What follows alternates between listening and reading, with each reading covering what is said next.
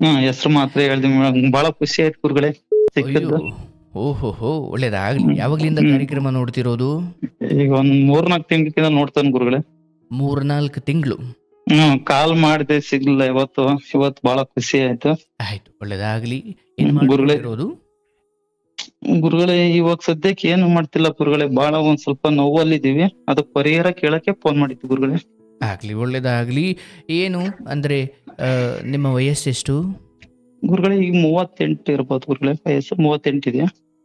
ಆಗ್ಲಿ, ಹೇಳಪ್ಪ. ಹ್ಮ್. ಏನೇ ಇರ್ಲಿ, ತೊಂದರೆ ಇಲ್ಲ. ಭಗವಂತ ಒಳ್ಳೇದು ಮಾಡ್ತಾನೆ. ಧೈರ್ಯವಾಗಿ ಮನಸ್ಸು ಬಿಚ್ಚಿ ಮಾತಾಡಪ್ಪ, ಹೇಳಪ್ಪ. ಅದೇ ಗುರುಗಳೇ, ಅಷ್ಟೇನೆ ಭಾಗ್ಯ ನಿಮ್ ಕಡೆಯಿಂದ ಒಂದ್ ಸ್ವಲ್ಪ ಸಲಹೆ ಸಿಕ್ಕರೆ ಒಂದ್ ಸ್ವಲ್ಪ ಸಮಾಧಾನ ಅನ್ಸುತ್ತೆ ಗುರುಗಳೇ, ಅಷ್ಟೇನೆ ಫೋನ್ ಮಾಡಿರೋದು. ಹೇಳಪ್ಪ. ನಮ್ ತಂದೆ ತಾಯಿ ಗುರುಗಳೇ ನಾವು 4 ಜನ, 3 ಗಂಡು ಮಕ್ಳು, 1 ಹೆಣ್ಣು ಮಗಳು. ಹ್ಮ್ ಒಬ್ಬ ಅಣ್ಣ ಗುರುಗಳೇ, ನಾವ್ ಸಣ್ಣ ಹುಡ್ರು ಇದ್ವಿ, ಒಂದ್ 5ನೇ ಕ್ಲಾಸ್ ಓದಿದ್ದೆ ನಾನು. ಓಕೆ.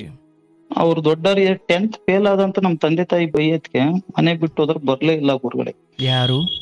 ನಮ್ ಬ್ರದರ್, ನಿಮ್ಮ ಅಣ್ಣ? ನಮ್ಮ ಅಣ್ಣ. ಓಕೆ. ಇನ್ನ ಇಬ್ಳರು, ಒಬ್ಬ ಅಣ್ಣ ಒಂದ್ ಅಕ್ಕ ಇದ್ರು ಗುರುಗಳೇ ನಮ್ಗೆ. 2004ರಲ್ಲಿ ಗುರುಗಳೇ ಅವರು ತೀರೋಗ್ಬಿಟ್ರು. ನಮ್ಮ ಅಣ್ಣ ಅಷ್ಟು ಹೆಲ್ತ್ ಇರ್ಲಿಲ್ಲ, ತೀರೋಗ್ಬಿಟ್ರು ಗುರುಗಳೇ. ಹಂಗಾಗಿ ನಮ್ಮ ಅಕ್ಕ ಒಂದು ಮದುವೆ ಮಾಡಿಕೊಟ್ರು, ನಾನು ಒಬ್ನೇ ಗುರುಗಳೇ. ಓಕೆ. ನನ್ ತಂದೆ ತಾಯಿ ಏನ್ ಮಾಡಿದ್ರು, 25 ವರ್ಷಕ್ಕೆ ಮದುವೆ ಮಾಡಿದ್ರು ಗುರುಗಳೇ ನನಗೆ. ಓಕೆ.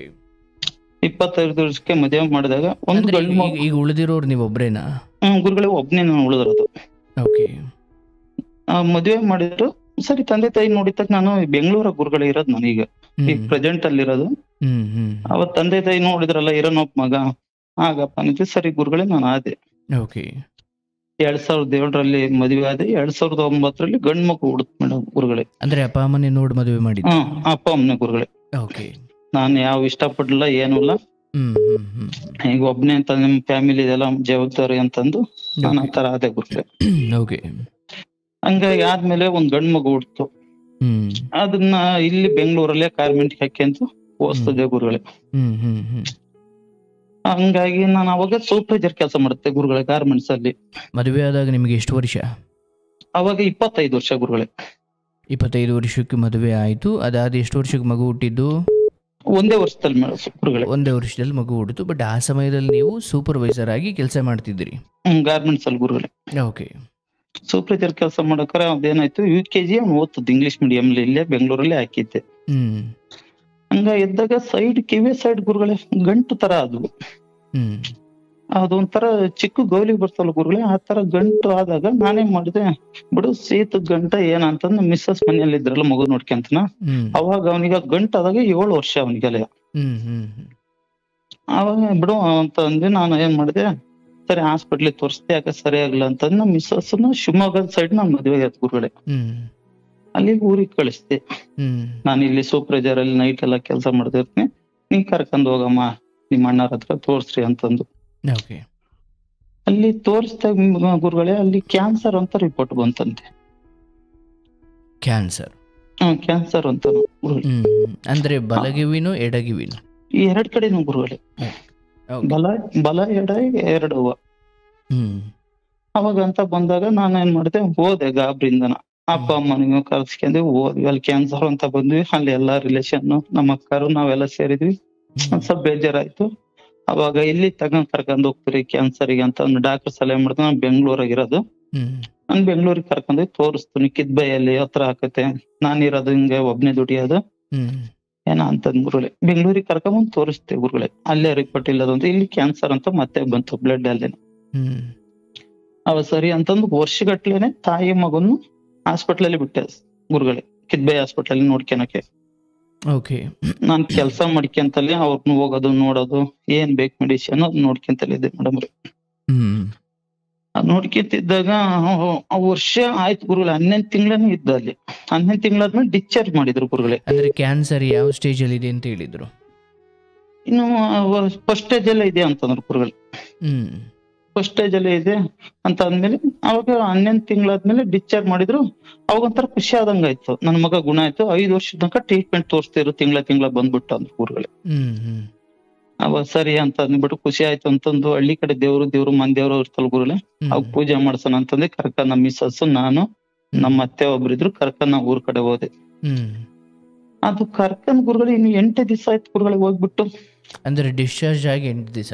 8 ದಿವಸ ಆಯ್ತು ಗುರುಗಳೇ ಕರ್ಕೊಂಡು ಡಿಸ್ಚಾರ್ಜ್ ಆಗಿ. ಕರ್ಕೊಂಡ್ ಹೋದ್ಕೊಳ್ಳೆ ಇನ್ನು ಹೋಗಿ ಇನ್ನು ಡಾಕ್ಟರ್ ಕಾಂಟ್ಯಾಕ್ಟ್ ಅಲ್ಲಿ ಇದ್ರು ನಾನೆಲ್ಲ ಇದ್ದಿದ್ದೆ, ಫೋನ್ ನಂಬರ್ ಎಲ್ಲ ಇಟ್ಕೊಂಡ್ ಗುರುಗಳೇ ಅವ್ರದ್ದು. ಅವಾಗ ಕರ್ಕೊಂಡ್ ಹೋಗ್ಬಿಟ್ಟು ಪೂಜೆ ಮಾಡಿಸ್ಕೊಂಡು 8 ದಿವಸ ಅಲ್ಲಿ ಇದ್ವಿ. 9ನೇ ದಿವಸ ಬರ್ಬೇಕು ಅಂತ ಗುರುಗಳೇ ಒಂದ್ ಕಡೆ ಬೀಜ ದಪ್ಪ ಆಗ್ಬಿಡ್ತು. ಬೀಜ ದಪ್ಪ ಆದಾಗ ನಾವ್ ಡಾಕ್ಟ್ರಿಗೆ ಫೋನ್ ಮಾಡಿದ್ವಿ. ಡಾಕ್ಟರ್ ಕರ್ಕೊಂಡ್ ಬಾ ಬೇಗ ಅಂತಂದ್ರು. ಕರ್ಕೊಂಡ್ ಬಂದಾಗ ಚೆಕ್ ಮಾಡಿದ್ಮೇಲೆ ಬೀಜದಕ್ಕೂ ಕ್ಯಾನ್ಸರ್ ಬಂದಿತ್ತ ಅಂತ ಅಂದ್ಬಿಟ್ಲು. ಬ್ಲಡ್ ಚೆಕಪ್ ಅಲ್ಲಿ ಗುರುಗಳೇ ಬೋನ್ಸಿಗೂ ಬಂದುತ್ತೆ, ರಿಪ್ಲೈ ಆಗ್ಬಿಡುತ್ತೆ ಮತ್ತೆ ಅಂದ್ಬಿಟ್ರು ಗುರುಗಳೇ. ಈಗ ಕಿವಿಯಲ್ಲಿ ಏನಾಗಿತ್ತು ಅದು ಕಳೆದು ಈ ಕಡೆ ತಿರುಗಿದೆ ಅಂತಲ್ಲ? ಕಿವಿಯದು ಸೈಡ್ ಅಲ್ಲಿ ಗಂಟಾಗಿದ್ದು ಕಿವಿಯ ಸೈಡ್ ಅದು ಕರಗಿತ್ತು ಗುರುಗಳೇ. ಅದು ಕರಗಿದ್ದಾದ್ಮೇಲೆ ಡಿಸ್ಚಾರ್ಜ್ ಆದ್ಮೇಲೆ ಊರಿಗೆ ಕರ್ಕೊಂಡ್ ಹೋದೆ ನಾನು. ಅಲ್ಲಿಂದ ಆದ್ಮೇಲೆ ಊರಲ್ಲಿ 8 ದಿವಸ ಇದ್ದು 9ನೇ ದಿವಸ ಬೆಂಗಳೂರಿಗೆ ಬರೋ ಟೈಮ್ ಹಂಗಾಗ್ಬಿಡ್ತು. ಅವಾಗ ಡಾಕ್ಟರ್ ಬೆಳಗ್ಗೆ ಕರ್ಕೊಂಡ್ ಬಂದ ಡೈರೆಕ್ಟ್ ಆಗಿ ಹಾಸ್ಪಿಟಲ್ ಹೋದ್ ನಮ್ಮ ಮಿಸ್ ಅದು ಬ್ಲಡ್ ಚೆಕ್ಅಪ್ ಮಾಡಿದ್ರು. ಬ್ಲಡ್ ಚೆಕ್ಅಪ್ ಮಾಡಿದಾಗ ಬೋನ್ಸಿಗೂ ಬೀಜಕ್ಕೂ 2ಕ್ಕೂ ಆಗಿತ್ತು ಅಂದ್ಬಿಟ್ರು ಗುರುಗಳೇ.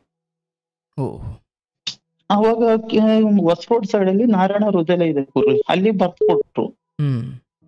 ಅಲ್ಲಿ ಅದಕ್ಕೆ ಬೋನ್ಸ್ ಒಂದ್ ಚೇಂಜ್ ಮಾಡಕ್ಕೆ ಅದು 30 ಲಕ್ಷ ಆಗುತ್ತೆ ಅಂತಂದ್ರು ಗುರುಗಳೇ. ನಾವಿರೋದು ಒಬ್ನೇ ಕೂಲಿ ಮಾಡ್ಕೊಂತ ತಿನ್ನೋದು. ಅವಾಗ ಹಂಗಂತ ಅಂದು ಅವಾಗ ನಾ ಹಾಸ್ಪಿಟ್ಲ್ ಆಗತ್ತೀವಿ ನಮ್ ಮಿಸ್ಸಸ್ ನಾವು. ಈಗ ನಮ್ ಸಪೋರ್ಟ್ ಯಾರು ಇರ್ಲಿಲ್ಲ ಗುರುಗಳೇ ಅವಾಗ. ಬಿಡಪ್ಪ ಅಣ್ಣ ತಮ್ಮರ್ ಅದರೇ ನೋಡಕ್ ಅಲ್ಲಿ ಏನು ಇರ್ಲಿಲ್ಲ ಗುರುಗಳೇ. ಅವಾಗ ಅಲ್ಲಿ ಅದೇ ಡಾಕ್ಟ್ರೇ ಅಲ್ಲಿ ನೋಡಿದ್ರಲ್ಲ ಕಿದ್ಬೆಯಲ್ಲಿ, ಆ ಡಾಕ್ಟರ್ ಕೇಳಿದ್ವಿ. ಇಲ್ಲ ನೀನ್ ಕರ್ಕೊಂಡ್ ಹೋಗಿ 8 ದಿವಸ ತೀರ್ಹೋಕನ್ ಅಂತಂದ್ರು ಗುರುಗಳೇ. ಊರಿಗೆ ಕರ್ಕೊಂಡ್ ಹೋಗಿ ಹಿಂಗೆ ಗುರುಗಳೇ ನಾನು ಹಿಂಗೆ ಸ್ವಲ್ಪ ಗದ್ದೆ ಕೆಲ್ಸ ಇತ್ತು ಮಾಡ್ಕೊಂಡ್ ಬರೋದೊಳ ಅವ್ರ ಅಮ್ಮನ್ನು ಅವ್ರನ್ನ ದೇವಸ್ಥಾನದಾಗ ಬಿಟ್ಟಿದ್ದೆ ಗುರುಗಳೇ. ದೇವಸ್ಥಾನದಾಗಿರಪ್ಪ ಒಂದ್ ನೋಡೋಣ ಅಂತಂದ್ರು. ಅವತ್ತು ಬಾರಪ್ಪಾಜಿ ಬೇಗ ಫೋನ್ ಮಾಡಿ ಬಾರಪ್ಪಾಜಿ ಅಂತಂದ ಎತ್ಕೊಂಡೆ ಗುರುಗಳೇ. ಹಿಂಗೆ ಬಲಗಡೆ ಭುಜದ ಮೇಲೆ ಎತ್ಕೊಂಡು ದೇವಸ್ಥಾನ ಸುತ್ತರಿತ್ತೆ, ಈ ಕಡೆಯಿಂದ ಎತ್ಕೊಂಡ್ಬಿಟ್ಟು ಅಂತ ಅಂದ್ಬಿಟ್ಟು ಬಂದ್ ಮಾತಾಡ್ಕೊಂತಲ್ಲಿ ಗುರುಗಳೇ. ಮಾತಾಡ್ಕೊಂತಲೇ ಹಿಂಗ್ ಭುಜದ ಮೇಲೆ ಇತ್ಕೊಂಡೆ ಅಪ್ಪಾಜಿ ಕೈನ ಹೋಗ್ತಾನ ಭುಜ ಈ ಕಡೆ ಕಿರ್ಕೊಂತಾನ ಮಾತಾಡ್ಕೊಂತ ಇದ್ದಂಗ ಗುರುಗಳೇ ಹಂಗೆ ಜೀವ ಹೋಗಿತ್ತು ಗುರುಗಳೇ. ಹಂಗೇನೆ ಎತ್ಕೊಂಡೆ ಅದನ್ನ ದೇವಸ್ಥಾನದೊಳಗೆ ಗುರುಗಳೇ, ಹೊರಕ್ಕೂ ಬಂದಿಲ್ಲ ಏನೂ ಇಲ್ಲ. ಒಂದ್ ನಿಮಿಷ ಅಂದ್ರೆ ಇಲ್ಲಿ 30 ಲಕ್ಷ ಆಗುತ್ತೆ ಅಂತ ಹೇಳಿ ಅದೆಲ್ಲ ಆದ್ಮೇಲೆ ಮತ್ತೆ ಊರಿಗೆ? ಇಲ್ಲ ಅಲ್ಲಿಗೆ ಹಾಸ್ಪಿಟ್ಲಿಗೆ ಹೋಗ್ಲಿಲ್ಲ ಗುರುಗಳೇ ನಾನು. ಬಟ್ ನೀವು ಒಬ್ಬರೇ ಸುಮ್ಮನೆ ಹೋಗಿ ಕೇಳ್ಕೊಂಡು ಬಂದಿದ್ರಾ? ಒಬ್ನೇ ಹೋದೆ. ಅವಾಗ ಅಲ್ಲಿ ಚಿತ್ಲಾಗಿ ಏನು ಇಲ್ಲ, ಅಣ್ಣ ತಮ್ಮರ್ ಸಪೋರ್ಟ್ ಇಲ್ಲ, ಯಾರು ಇಲ್ಲ ಅಂತಂದ್ರೆ ಆ ಸಮಯಕ್ಕೆ ಏನ್ ನಿರ್ಧಾರ ಮಾಡಿದ್ರಿ? ಅಂದ್ರೆ ಆ ಸಮಯಕ್ಕೆ ಏನು ಅಂತಂದ್ರು ನಮ್ ತಂದೆ ತಾಯಿ ದೇವ್ರ ಹಣೆ ಬರ ಇದ್ರು ಬದುಕ್ತಾನಪ್ಪ ಕರ್ಕೊಂಬಂದ್ಬಿಡು ಅಂದ್ರು ಗುರುಗಳೇ. ಓಕೆ, ಅದನ್ನೇ ನಾನು ಕೇಳ್ತಾ ಇದ್ದು. ಸೊ ಆ ಹಣದ ಮೊತ್ತ ನೋಡಿದಾಗ ಮಗನನ್ನು ಬಿಡ್ಲಿಕ್ಕೆ ಆಗಲ್ಲ, ಹೌದು, ಬಟ್ ಈಗ ಕೈ ಕಟ್ಟಾಗ್ತಂಗ ಆಗ್ಬಿಟ್ಟಿದೆ. ಕೈ ಕಟ್ಟ ಈಗ್ಲೇ ತೋರ್ಸಾಗಿತ್ತ 10 ತಿಂಗಳು ತನಕ ಅಲ್ವಾ. ಈಗ ಅಪ್ಪ ಅಮ್ಮ ಹೇಳಿದ್ರು ಏನು ದೇವ್ರ ಇಚ್ಛೆ ಇದ್ದಂಗ ಆಗುತ್ತೆ, ಊರಿಗೆ ಕರ್ಕೊಂಬ, ಬದುಕಿದ್ರು ಬದುಕ್ಲಿ, ಸತ್ರ ಸಾಯಲಿ, ಇಲ್ಲೇ ಆಗ್ಲಿ ಏನಾದ್ರು ಅಂತ ಹೇಳಿದ್ರು. ಹಂಗ ಕರ್ಕೊಂಡಿದ್ದು ಗುರುಗಳೇ. ಅಲ್ಲೇ ಅವ್ರು ಅಪ್ಪಾಜಿ ಏನಂತಂದು ಮನೆಯಲ್ಲೂ ಬೇಡ ದೇವಸ್ಥಾನದಾಗ ಇರ್ಲಿ ಸಮಾಧಾನದಾಗೆ ಫಸ್ಟ್ ನೋಡ ಅವ್ನ್ ದೇವರ ಅದೃಷ್ಟ ಹೆಂಗೈತೆ ಅಂತಂದು ದೇವಸ್ಥಾನದಾಗ ಬಿಟ್ಟಿದ್ದೆ ಗುರುಗಳೇ ನಮ್ಮೂರಲ್ಲಿ. ಹಿಂಗೆ ಸಾಯಂಕಾಲ 6:45 ಆಯ್ತು ಗುರುಗಳೇ. ಅವಾಗ ಹೋದ್ವಿ, ಸ್ನಾನ ಹಿಂಗೆ ಕೈಕಲ್ ಮುಖ ತಗೊಂಡ್ ದೇವಸ್ಥಾನಕ್ಕೆ ಹೋದ್ವಿ. ದೇವಸ್ಥಾನ ಕಾಡಿ ಬಿದ್ದೆ ಅಳು ಬಂತು. ಏನ ಅಂತಂದು ಹೊತ್ಕೊಂತಿದ್ದಾಗ ಹೌದ್ ನನ್ ಮಗ ಬಾಳ ಆಸೆ ಗುರುಗಳೇ ಅಂದ್ಮೇಲೆ ಅಂದ್ರೆ. ಅವಾಗ ಎತ್ಕೆಳಪ್ಪಾಜಿ ಅಂತಂದ್ರೆ ಎತ್ಕೆ ಹಿಂಗೆ ದೇವಸ್ಥಾನದಾಗ ಏನು ಹಿಂಗ ಅಣಿ ಕುಂಕುಮ ಹಚ್ಚಿದೆ ಗುರುಗಳೇ. ಹಿಂಗ್ ಮಾತಾಡಿ ಹಿಂಗ್ ಹೊರಗ್ ಬಂದ್ಬಿಟ್ಟು ತೀರ್ಥ ಕೊಟ್ಬಿಟ್ಟು ಹೊರಗ್ ಮಾತಾಡ್ಕೊಂತ ಇದ್ದಲ್ಲ ಹಂಗೆ ಜೀವ ಹೋಗ್ಬಿಡ್ತು ಭುಜದ ಮೇಲೆ. ಅವಾಗ ಆ ನಿರ್ಗಮಿಸುವ ಪ್ರಕ್ರಿಯೆ ನೀವು ಗಮನಿಸಿದ್ರ? ಗಮನಿಸ್ತಿ ಗುರುಗಳೇ. ಮಾತಾಡ್ಕೊಂತಲ್ಲಿ ಇದ್ದ ಗುರುಗಳೇ. ಒಂದ್ ಸ್ವಲ್ಪ ಕಾಲ್ ಚೆಕ್ ಮಾಡ್ಲಾ, ಬಾಡಿನೇ ಚೆಕ್ ಮಾಡ್ಲಾ ಗುರುಗಳೇ. ದೇಹ ತಣ್ಣಗಾಗಿದ್ ನಿಮ್ ಅನುಭವಕ್ಕೆ ಬಂದಿತ್ತ? ಇಲ್ಲ ಗುರುಗಳೇ, ನನಗೆ ಹೆಂಗೆ ಭಯ ಗೊತ್ತಾಯ್ತು ಅಂತಂದ್ರೆ ನಾನು ಮಾತಾಡ್ಸಿದ್ದೆ. ಅವಾಗ ಅವ್ನು ಹೂ ಅನ್ನನು ಗುರುಗಳೇ. ಅವಾಗ ಅಪ್ಪಾಜಿ ಭುಜ ನೋವಾಯ್ತು ಕಣ, ಈ ಕಡೆ ತಿರುವಕ್ಕಿಂತೀನಿ ಅಂದಾಗ ಹಿಂಗ್ ಕತ್ತು ಹಿಂಗ್ ಶೇಕ್ ಆಗ್ಬಿಡ್ತು. ಅವಾಗ ಪಾಪ ಅಂತಂತಾನೆ ಅವ ಜೀವನ ಇಲ್ಲ ಗುರುಗಳೇ. ಆ ಹೊತ್ತಿಗಾಗ್ಲಿ ಆತ್ಮ ಹೋಗಿತ್ತ? ಆತ್ಮ ಹೋಗ್ಬಿಡ್ತು ಗುರುಗಳೇ. ಅವಾಗ ಅಲ್ಲಿ ದೇವಸ್ಥಾನದಾಗ ಇದ್ದಾರೆ ಜನಗಳು ಹಿಂಗೆಲ್ಲ ಏನು ಅಂತಂದು ಹೊತ್ನೆಲ್ಲ ನನ್ನ ಮಿಸ್ಸಸ್ ಅವ್ರು ಬಂದು ನೋಡಿದ್ರೆ ಇಲ್ಲ ತೀರೋಗಿದ್ದಾರೆ ಅಂತಂದ್ರು.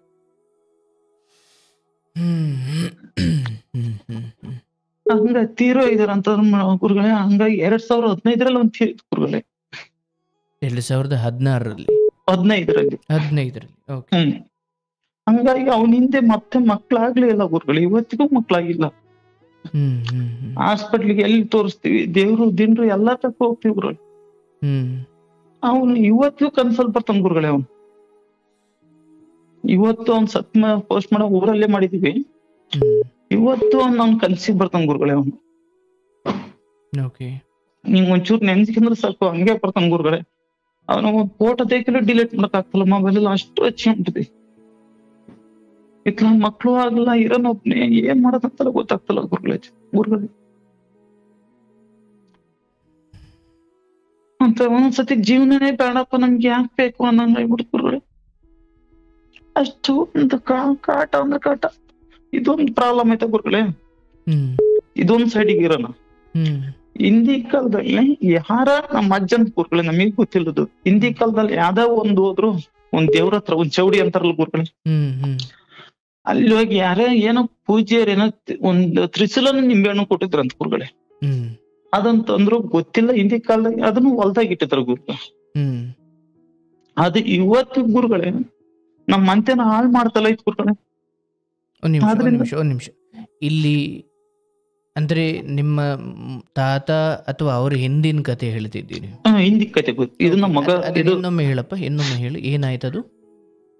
ಇನ್ನೊಮ್ಮೆ ಅಂದ್ರು ಗುರುಗಳೇ, ಒಂದು ದೇವ್ರ ಹತ್ರ ಯಾರ ಕರ್ಕೊಂಡ್ ಹೋದ್ರು ಗುರುಗಳೇ. ಹಿಂಗೆ ಯಾವ್ದೋ ಜಮೀನ್ ಲೆಕ್ಕಸರ್ದಾಗೆ ಜಮೀನ್ ಲೆಕ್ಕಸರ್ದಾಗ ಕರ್ಕೊಂಡ್ ಹೋದಾಗ ಒಬ್ರು ಕರ್ಕೊಂಡ್ ಹೋದ್ರೆ, ಇಂತ ದೇವ್ರ ಹತ್ರ ಹೋದ್ರೆ ಬಾ ನಿಮ್ಗೆ ಜಮೀನ್ ಸಿಗುತ್ತೆ ಹಿಂದಿ ಕಾಲದಾಗ ಅಂತ ಕರ್ಕೊಂಡ್ ಹೋದ್ರು ಗುರುಗಳೇ.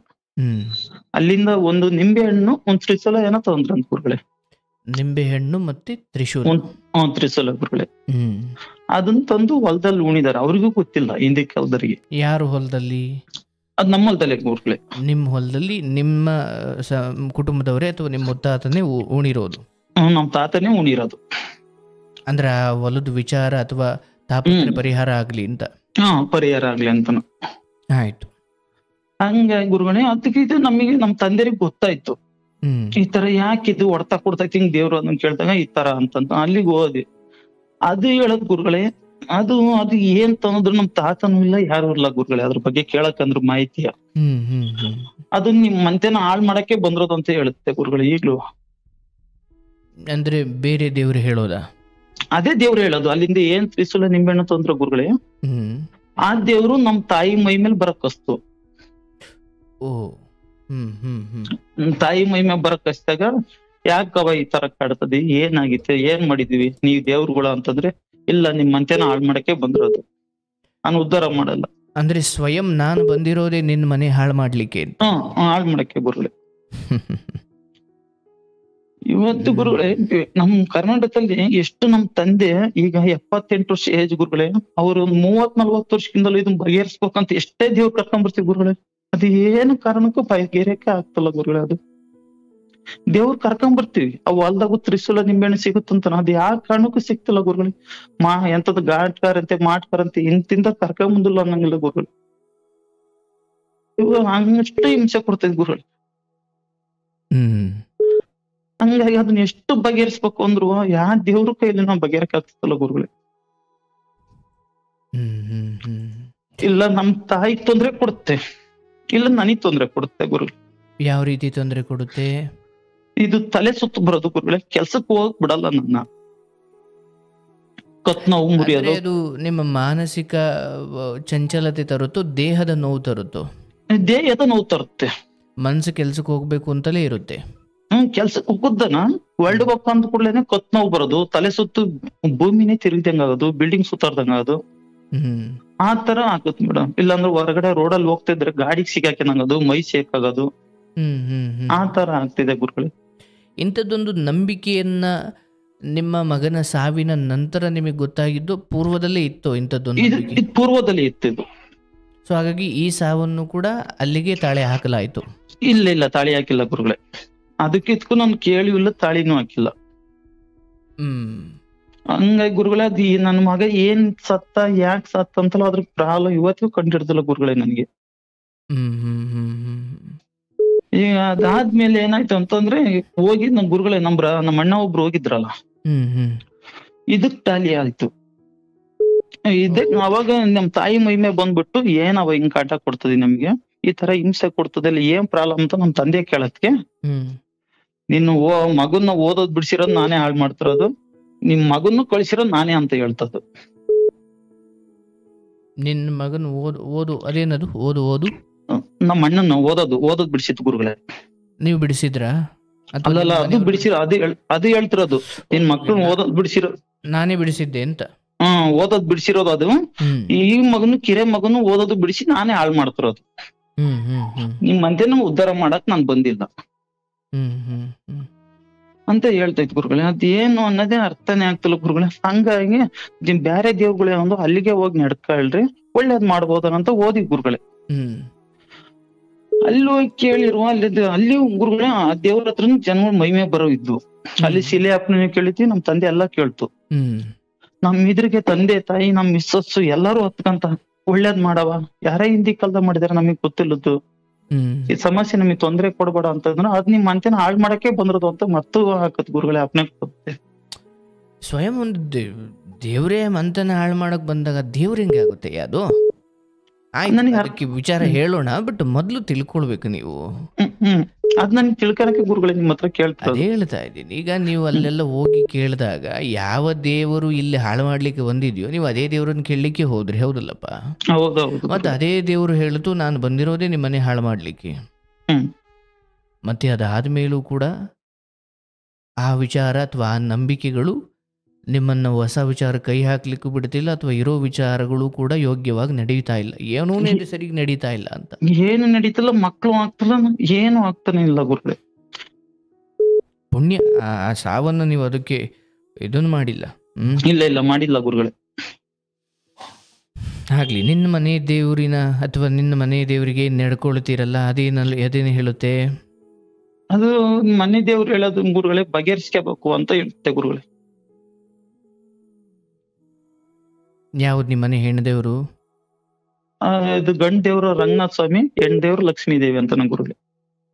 ಓಹೋ, ಕೃಷ್ಣನೇ ಇದ್ದಾನೆ. ಆಯ್ತು, ತೊಂದರೆ ಇಲ್ಲ. ಬಟ್ ನಾನೀಗ ಆ ವಿಚಾರವನ್ನ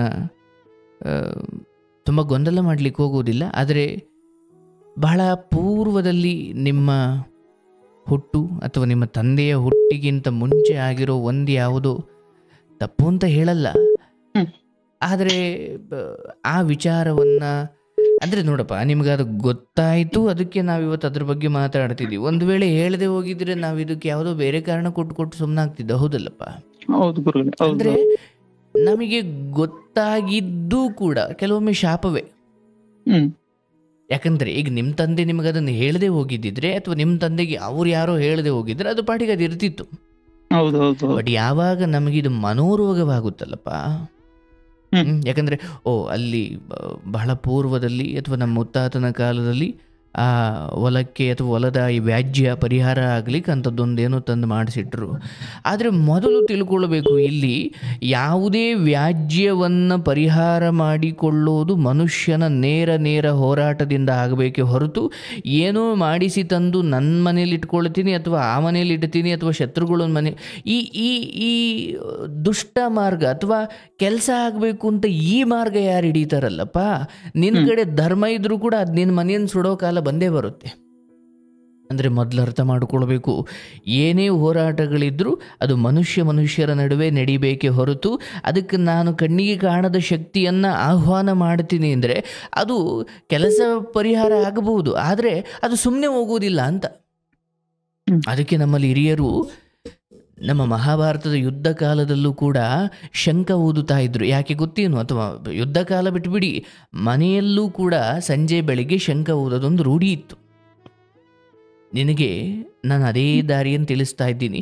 ಬಹಳ ಹಿಂದೆ ಮಹಾಭಾರತದ ಯುದ್ಧದ ಸಮಯದಲ್ಲಿ ಯುದ್ಧ ಪಾಂಡವರಿಗೂ ಕೌರವರಿಗೂ ಆಗಬೇಕೇ ಹೊರತು ಇಲ್ಲಿಗೆ ಕಣ್ಣಿಗೆ ಕಾಣದ ದುಷ್ಟಶಕ್ತಿಗಳು ಅಥವಾ ಭೂತ ಪೀಡ ಪಿಶಾಚಿಗಳು ಬಂದು ತಮ್ಮ ಪರಿಣಾಮವನ್ನು ಅಥವಾ ತಮ್ಮ ಶಕ್ತಿಯನ್ನು ಬೀರಬಾರ್ದು ಅನ್ನೋ ಕಾರಣಕ್ಕೆ ಆ ಯುದ್ಧ ಭೂಮಿಗೆ ಆ ದುಷ್ಟಶಕ್ತಿಗಳು ಬರದ ಹಾಗೆ ಒಂದು ವ್ಯವಸ್ಥೆ ಮಾಡಿ ಆನಂತರ ಯುದ್ಧ ಮಾಡಿದ್ರಂತೆ. ಯಾಕೆ?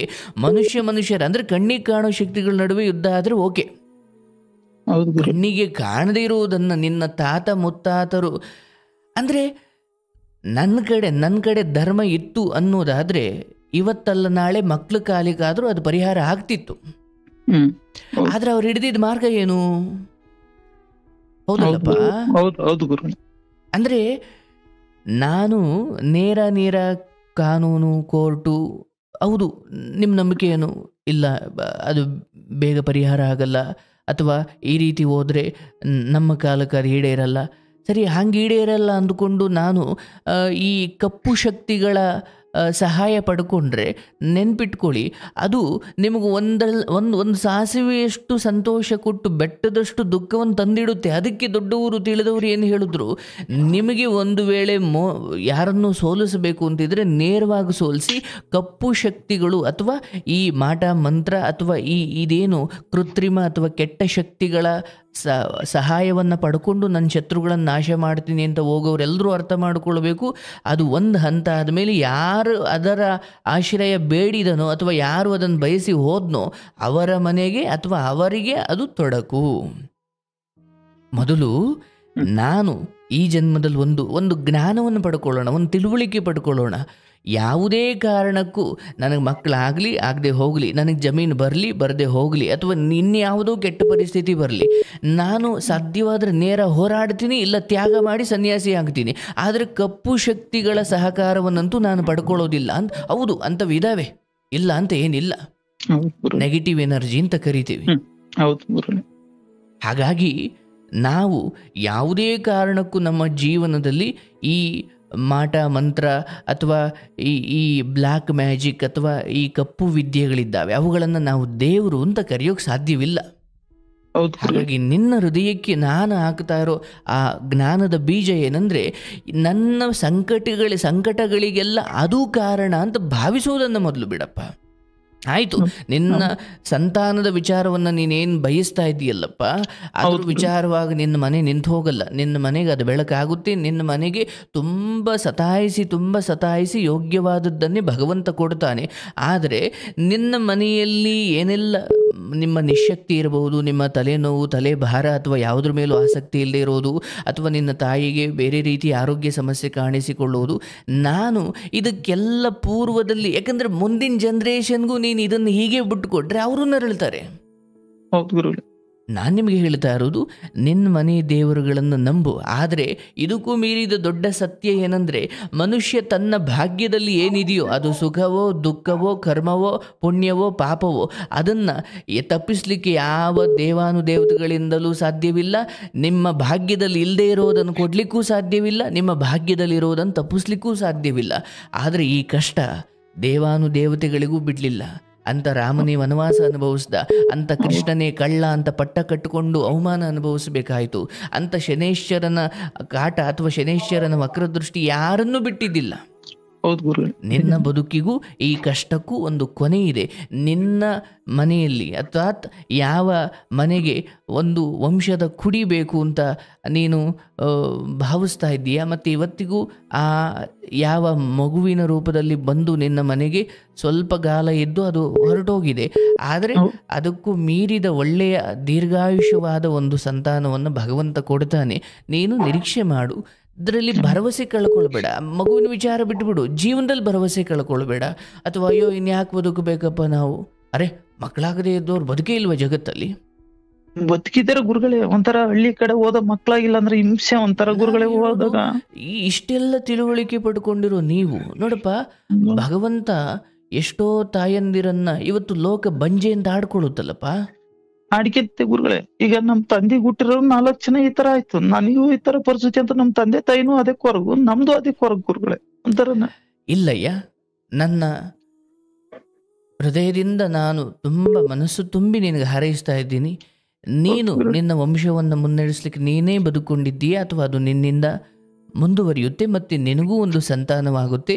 ಈ ವಿಚಾರದಲ್ಲಿ ನಿನಗೆ ಗೊಂದಲ ಬೇಡ ಅಥವಾ ಸಂಶಯ ಬೇಡ. ಆದರೆ ನಿನಗೆ ನಾನು ಈ ಸಮಯದಲ್ಲಿ ತುಂಬ ಸ್ಪಷ್ಟವಾಗಿ ಹೇಳಿ ಕಳಿಸ್ತಾ ಇರೋದು ಏನಂದರೆ, ನಿನ್ನ ಮನೆಯಲ್ಲಿ ಮನಸ್ಸಲ್ಲಿ ಬದುಕಲ್ಲಿ ನಡೆಯುವ ಎಲ್ಲ ನಷ್ಟ ಸೋಲು ಅವಘಡಗಳಿಗೂ ಕೂಡ ಹಳೆಯದು ಯಾವುದೋ ಕಥೆ ಇದ್ನಲ್ಲ ಅದನ್ನು ನೀನು ಜೋಡಿ ಮಾಡ್ಲಿಕ್ಕೆ ಹೋಗ್ಬೇಡ, ಅಥವಾ ಅದಕ್ಕೆ ಇದನ್ನು ತೇಪೆ ಹಾಕ್ಲಿಕ್ಕೆ ಹೋಗೋದನ್ನು ನಿಲ್ಲಿಸು ಮೊದಲು. ಹೌದು ಗುರುಗಳೇ. ಓಕೆ. ಎಲ್ಲಿಯವರೆಗೂ ನೀನು ಈ ನೆಗೆಟಿವ್ ಮನೋಭಾವದಲ್ಲಿ ಇರ್ತೀಯೋ ನಿನ್ನ ಬದುಕಲ್ಲಿ ಅಮೃತವು ವಿಷದ ಹಾಗೆ ಕಾಣುತ್ತೆ. ನಿನ್ನ ಬದುಕಲ್ಲಿ ಭಾಗ್ಯ ಬಂದರೂ ಕೂಡ ಅದನ್ನು ಅನುಭವಿಸುವ ಶಕ್ತಿ ನಿನ್ನ ದೇಹದಲ್ಲಿ ಇಲ್ಲ ಅಂದರೆ ಏನು ಬಂದ್ರೇನು? ಮೊದಲು ಒಂದು ಹೆಣ್ಣಿಗೆ ಸಂತಾನವಾಗಬೇಕು, ಒಂದು ಮನೆ ನಳನಳಿಸಬೇಕು ಅಂದರೆ ಒಂದು ಹೆಣ್ಣು ಒಂದು ಮಗುವನ್ನು ಇರಬೇಕಂದ್ರೆ ಆಕೆಯಲ್ಲಿ ಎಷ್ಟು ಪಾಸಿಟಿವ್ ಶಕ್ತಿ ಇರಬೇಕಲ್ವನಪ್ಪ. ಹೌದು ಹೌದು ಗುರುಗಳೇ. ಆಕೆ ಚೆನ್ನಾಗಿ ಊಟ ತಿಂದರೆ ಸಾಲದಂತೆ ತನ್ನ ಯೋಚನೆಗಳು ಧನಾತ್ಮಕವಾಗಿರಬೇಕು. ಯಾಕಂದರೆ ಒಂದು ದೇಹದ ಫಿಸಿಕಲ್ ಫಿಟ್ನೆಸ್, ಮೆಂಟಲ್ ಫಿಟ್ನೆಸ್ ಎರಡೂ ಮುಖ್ಯ. ಹೌದು ಗುರು. ಹೀಗೆ ಮನೆಯವರೆಲ್ಲ ಒಂದು ವಿಚಾರದಲ್ಲಿ ಆಯಿತು, ನೀನು ಈ ಮಾತು ನೀನೇ ಬಂದು ಹೇಳ್ತೀಯ, ನಿನ್ನ ಮನೆಗೆ ಸಂತಾನ ಖಂಡಿತವಾಗ್ಲೂ ಆಗುತ್ತೆ, ಇನ್ನು 3 ವರ್ಷದ ಒಳಗಡೆ ನೀನು ಈ ವಿಚಾರವನ್ನು ತಲೆಯಲ್ಲಿಟ್ಕೋ. ಆದರೆ ನೀನು ಹೀಗೆ ನಿನ್ನ ತಾಯಿಗೆ ತಲೆನೋವು, ನಿನಗೆ ತಲೆನೋವು, ಅದೇನಾದ್ರೂ ಬರಲಿ, ಆ ಬಬ್ಬ ಅಂದ್ರೆ ಇನ್ನೇನಾಗ್ಬೋದು, ಸಾವಾಗ್ಬೋದು. ಹೌದು ಗುರು. ರಾಜರಾಜ ಮನೆತನಗಳೇ ಇವತ್ತು ಒಂದು ಕುಡಿ ಇಲ್ದಂಗೆ ನಾಶವಾಗುಂಟೋದು. ಹೌದು ಗುರು. ಯಾವುದೇ ವಂಶವಾಗಲಿ 7 ತಲೆಮಾರುಗಳ ಕಾಲ ನಂತರ ಅಥವಾ 7 ತಲೆಮಾರಿನ ನಂತರ ಅದು ಮತ್ತೆ ಕೆಳಗೆ ಬೀಳುತ್ತೆ, ಒಬ್ಬನೂ ಇಲ್ಲದ ಒಂದು ಪರಿಸ್ಥಿತಿ ಬರುತ್ತೆ, ಮತ್ತೆಲ್ಲೋ ಒಂದು ಕುಡಿ ಚಿಗುರಿ ಮತ್ತೆ ಅದು 7 ತಲೆಮಾರುಗಳಷ್ಟರಲ್ಲಿ ಉತ್ತುಂಗಕ್ಕೆ ಹೋಗುತ್ತೆ, ಮತ್ತೆ ಬೀಳುತ್ತೆ. ಇದು ಎಲ್ಲ ವಂಶಕ್ಕೂ ಅಂಟಿದ ಒಳ್ಳೆಯತನವೂ ಹೌದು, ಶಾಪವೂ ಹೌದು. ಹಾಗಾಗಿ ಇಡೀ ಜಗತ್ತಲ್ಲಿ ನನ್ನನ್ನು ಬಿಟ್ಟರೆ ಅಥವಾ ನನ್ನೊಬ್ಬನಿಗೆ ಮಗುವಾಗಿಲ್ಲ ಅಥವಾ ನನ್ನೊಬ್ಬನಿಗೆ ಈ ನರಕ, ನೀನು ಮೊದಲು ಹೇಳ್ತೀನಿ ನಿನ್ನ ಮನೆ ದೇವರನ್ನು ನಂಬು. ಎಬ್ಬಬ್ಬ ಅಂದರೆ ನಿನಗೆ ಈ ವಿಚಾರದಲ್ಲಿ ಇನ್ನೂ 1-2-3 ವರ್ಷ, ಅಥವಾ ನನ್ನ ಜ್ಯೋತಿಷ್ಯ ನುಡಿತಾ ಇಲ್ಲ, ಆದರೆ ನಿನ್ನ ದುಃಖವನ್ನು ಸ್ಮರಿಸಿ ಅಥವಾ ನನ್ನ ಕೃಷ್ಣನ ಶಕ್ತಿ ಅಥವಾ ಅಪ್ಪಣೆಯನ್ನು ಪಡ್ಕೊಂಡು ನನ್ನ ಶಕ್ತಿಯಲ್ಲಿ ಹೇಳ್ತಾ ಇದ್ದೀನಿ, ನಿನ್ನ ದುಃಖಗಳಿಗೂ ಒಂದು ಸಾವಿದೆ, ಅಂಥದ್ದೊಂದಿನ ಬರುತ್ತೆ. ಆದರೆ ಹೊಲದಲ್ಲಿ ಯಾರನ್ನು ಕರೆಸಿ ಹುಡುಕಿಸುವ ಪ್ರಯತ್ನ ಬೇಡ, ಅದಲ್ಲಿ ಇಲ್ಲ. ಮತ್ತು ನೀನು ಈ ಮೈ ಮೇಲೆ ದೇವರು ಬರೋದು, ಅದನ್ನು ಅಲ್ಲೋಗಿ ಕೇಳೋದು, ಇಲ್ಲೋಗಿ ಕೇಳೋದು, ಎಲ್ಲಿ ಕೇಳಿದ್ರೂ ಕೂಡ ನಿನ್ನ ತಲೆಯಲ್ಲಿ ಹೊಸ ರೋಗ ಉಟ್ಕೊಳ್ಳುತ್ತೆ ಹೊರತು ಪರಿಹಾರ ಒಂತಲ್ಲೂ ಸಿಗಲಿಲ್ಲ. ಹೌದು ಗುರುಗಳೇ, ನಮ್ಮ ತಂದೆ ಅದೇ ತರನೇ ಮಾಡ್ತಿರೋದು. ಬುದ್ಧಿಯನ್ನು ಬಿಡು, ಮೊದಲು ಈ ಬುದ್ಧಿಯನ್ನು ಬಿಡು. ಇಲ್ಲ, ಎಲ್ಲೋ ಹೂತಿಟ್ಟಿರೋ ಒಂದು ವಿಚಾರ ನಿನ್ನ ಮೇಲೆ ಪ್ರಭಾವ ಬೀರ್ಲಿಕ್ಕೆ, ಅಂದರೆ ಮಾನಸಿಕವಾಗಿ ದೌರ್ಬಲ್ಯಕ್ಕೊಳಗಾದರೆ ನಾನು ಇಲ್ಲಿಂದ ನೋಡಪ್ಪ, ನಾನು ನಿನಗೆ ಶಾಪ ಕೊಡ್ತಾ ಇದ್ದೀನಿ, ನಿನ್ನ ವಂಶ ಮುಂದಿನ 3 ತಿಂಗಳೊಳಗಡೆ ನರಳಾಡುವಷ್ಟು ಕಷ್ಟಗಳು ನಿನಗೆ ಬರಲಿ ಅಂತ ನಾನು ಸುಮ್ಮನೆ ಹೇಳಿದೆ. ಅಯ್ಯೋ, ನೀವು ಅದು ನಂಬಿಬಿಟ್ಟು ಮಾನಸಿಕ ದೌರ್ಬಲ್ಯಕ್ಕೊಳಗಾದರೆ ನಾನು ಹೇಳಿದೆ ಅಂತ ಆಯಿತು ಅಥವಾ ಆಗುತ್ತೆ ಅಂತ ಹೇಳೋದನ್ನೋ ಗೊತ್ತಿಲ್ಲ, ಆದರೆ ನೀನು ಅದನ್ನ ಅನುಭವಿಸ್ತೀಯ.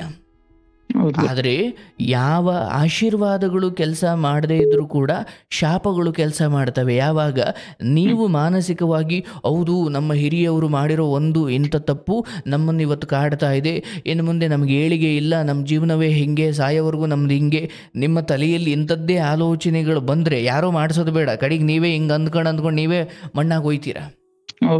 ಈಗ 2 ವಿಚಾರ, ಒಂದು ನಿನ್ನ ಮನೆಗೆ ಸಂತಾನವಾಗುತ್ತೆ, ನಿನ್ನ ಹೆಂಡತಿಗೆ ಅಥವಾ ನಿನ್ನ ಮನೆಗೆ ಆ ಸಂತಾನದಿಂದ ಸಂತೋಷ ಬರುವ ದಿನ ಬರುತ್ತೆ, ಅಲ್ಲಿವರೆಗೂ ಕಾಯು. 2ನೇದು, ಈ ವಿಚಾರವಾಗಿ ಇನ್ಯಾವ ದೇವ್ರು ಕೇಳೋದು, ಪಂಡಿತರನ್ನು ಕರ್ಕೊಂಡು ಬರೋದು, ಇದು ಯಾವುದನ್ನು ಮಾಡಬೇಡ.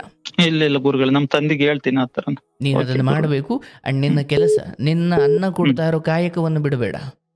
ಕಾಯಕವನ್ನು ನಿನ್ನ ದುಡಿಮೆ ಇದ್ದರೆ ನಿನ್ನ ಮುಂದೆ ಸಂತಾನವಾದಾಗ ಅದನ್ನು ಚೆನ್ನಾಗಿ ನೋಡ್ಕೊಳ್ಬೇಕು, ನೀವು ಚೆನ್ನಾಗಿ ಬದುಕಬೇಕು.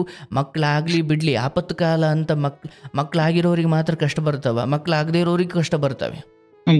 ಆಪತ್ತು ಕಾಲಕ್ಕೆ ಅಂತ ಒಂದಷ್ಟು ಹಣ ಕೂಡಿಟ್ಕೊ. ನಿನ್ನ ಹೆಂಡತಿಯನ್ನು, ಯಾಕಂದರೆ ಮಕ್ಕಳಾಗುತ್ತೋ ಬಿಡುತ್ತೋ ಆಗುತ್ತೆ, ಅದು ಬೇರೆ ವಿಚಾರ. ಬಟ್ ನಾನು ನಿನಗೆ ಲೋಕಜ್ಞಾನವನ್ನು ಹೇಳ್ತಾ ಇದ್ದೀನಿ. ಆ ಹೆಂಡತಿಗೆ ನೀನು ಆಸರೆ, ನಿನಗೆ ಆ ಹೆಂಡತಿ ಆಸರೆ ಸಾಯೋವರೆಗೂ. ಯಾಕಂದರೆ ಮಕ್ಕಳಾಗಿಲ್ಲದ ಎಷ್ಟೋ ಸಿರಿತನದ ಕುಟುಂಬಗಳೇ ಒಂದು ದತ್ತು ತಗೊಂಡು ಜೀವನ ಮಾಡ್ಕೊಂಡು ಹೋಗಿದ್ದಾರಪ್ಪ. ಯಾವುದು ಇಲ್ಲ ಅಂದರೆ 1000 ದಾರಿ ಇದ್ದಾವೆ. ಬದುಕೋಬೇಕು, ನಾನು ಬದುಕ್ತೀನಪ್ಪ, ನಾನು ಬದುಕಿ ತೋರಿಸ್ತೀನಿ ಅಂತ ಛಲ ತೊಟ್ಟು ನಿಂತುಕೊಂಡ್ರೆ ಅದಕ್ಕೆಲ್ಲದಕ್ಕೂ ಒಂದೊಂದು ದಾರಿ ಇದೆ. ಆದರೆ ಆ ಕಥೆಯನ್ನು ಹೇಳ್ಕೊಂಡು ನಿಮಗೆ ನೀವು ಡಿಮೋಟಿವೇಟ್ ಆಗಿ ನಿಮಗೆ ನೀವು ಕುಗ್ಗಿಸ್ಕೊಂಡು ಹೋಗೋದು ಬೇಡ. ನಿನ್ನ ಹೆಂಡತಿ ಮತ್ತು ನಿನ್ನ ಅಪ್ಪ ಅಮ್ಮ ಇವ್ರನ್ನೆಲ್ಲ ಕರ್ಕೊಂಡು ನಿನ್ನ ಮನೆ ದೇವ್ರಿಗೆ ಹೋಗಿ ಇದನ್ನು ಒಪ್ಪಿಸ್ಬಿಟ್ಟು ಕಾಯೋದು ಕೊಲ್ಲೋದು ನಿನಗೆ ಬಿಡ್ತೀನಪ್ಪ. ನಾನೀಗ ಇದ್ರ ಬಗ್ಗೆ ಬೇರೆ ಎಲ್ಲೂ ಹೋಗಿ ಕೇಳಲಿಕ್ಕೆ ಹೋಗೋದಿಲ್ಲ, ನನ್ನ ಪಾಡಿಗೆ ನಾನು ಕೆಲಸ ಮಾಡ್ಕೊಂಡು ಹೋಗ್ತೀನಿ. ತಲೆನೋವು ಬಂತಾ, ಅಯ್ಯೋ ನೆನ್ನೆ ಹೆಂಕೋ ಮಳೇಲಿ ನೆಂದ್ಬಿಟ್ಟಿದ್ದೆ, ಅಯ್ಯೋ ಹೆಂಕೋ ಬಂದಿದೆ ಅಂದರೆ ನಾನು ಅದಕ್ಕೆ ಬೇರೆ ಕಾರಣ ಕೊಡೋಕೆ ಶುರು ಮಾಡಿದ್ರೆ ಕಾಲಕ್ರಮೇಣ ಇದು ಹೊರಟೋಗುತ್ತೆ. ನಾನು ಎಲ್ಲಿವರೆಗೂ ಈ ಕಾರಣ ಕೊಡ್ತೀನಿ, ಅದು ಮೈ ಮನೆ ಮನಸ್ಸು ಎಲ್ಲವನ್ನು ಆವರಿಸಿ, ಹೇಗೆ ಒಂದು ಲೋಟದ ಒಳಗಡೆ ಒಂದು ಚಿಕ್ಕ ಒಂದು ಚಮಚದಷ್ಟು ಅಥವಾ ಒಂದು ಚಿಟಿಕೆಯಷ್ಟು ಅರಿಶಿನವನ್ನ ಹಾಕಿದಾಗ ಒಂದು ಇಡೀ ಲೋಟ ಅರಿಶಿನದ ಕಲರೇ ಕಾಣುತ್ತಲ್ವನಪ್ಪ. ಹಾಗೆ ಇಂಥದ್ದೊಂದು ಆಲೋಚನೆ ಸ್ವಲ್ಪ ಬಿದ್ದರೂ ಕೂಡ ಅದು ಇಡೀ ಬದುಕನ್ನು ಆವರಿಸಿಕೊಂಡು ಬಿಡುತ್ತೆ. ಹಾಗಾಗಿ ಯಾವುದೇ ಕಾರಣಕ್ಕೂ ಕೂಡ ಇನ್ನು ಮುಂದೆ ಅಲ್ಲಿ ದೇವ್ರು ಕೇಳೋದು ಅಥವಾ ಅದೇನೋ ಹೇಳೋದು ಇದೇನೋ ಹೇಳೋದು, ನಿನ್ನ ಮನೆ ಹಾಳು ಮಾಡಲಿಕ್ಕೆ ನಾನು ಬಂದಿದ್ದಿ, ಇದು ಯಾವುದು ದೇವರಾಗ್ಲಿಕ್ಕೆ ಸಾಧ್ಯ ಇಲ್ಲ.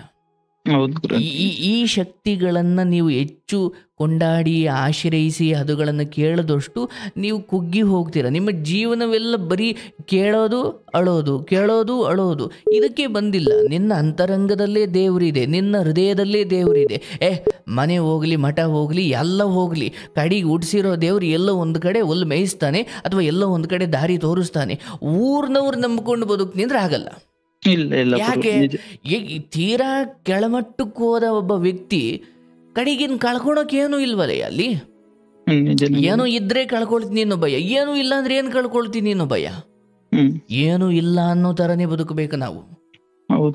ಏನೋ ಇದೆ, ನಾನು ದೊಡ್ಡವನು, ನಮ್ಗೆ ಅಷ್ಟಿದೆ ಇಷ್ಟಿದೆ ಅಂದಾಗ ಅಯ್ಯೋ ಕಳ್ಕೊಂಡ್ಬಿಟ್ರೆ ಎಲ್ಲಿ ಜನ ಆಡ್ಕೊಂಡ್ಬಿಡ್ತಾರೆ ಅಂತ ನಮಗೇನು ಇಲ್ಲ ಅನ್ನೋ ಬಿಕಾರಿ ಥರ ಬದುಕಬೇಕು.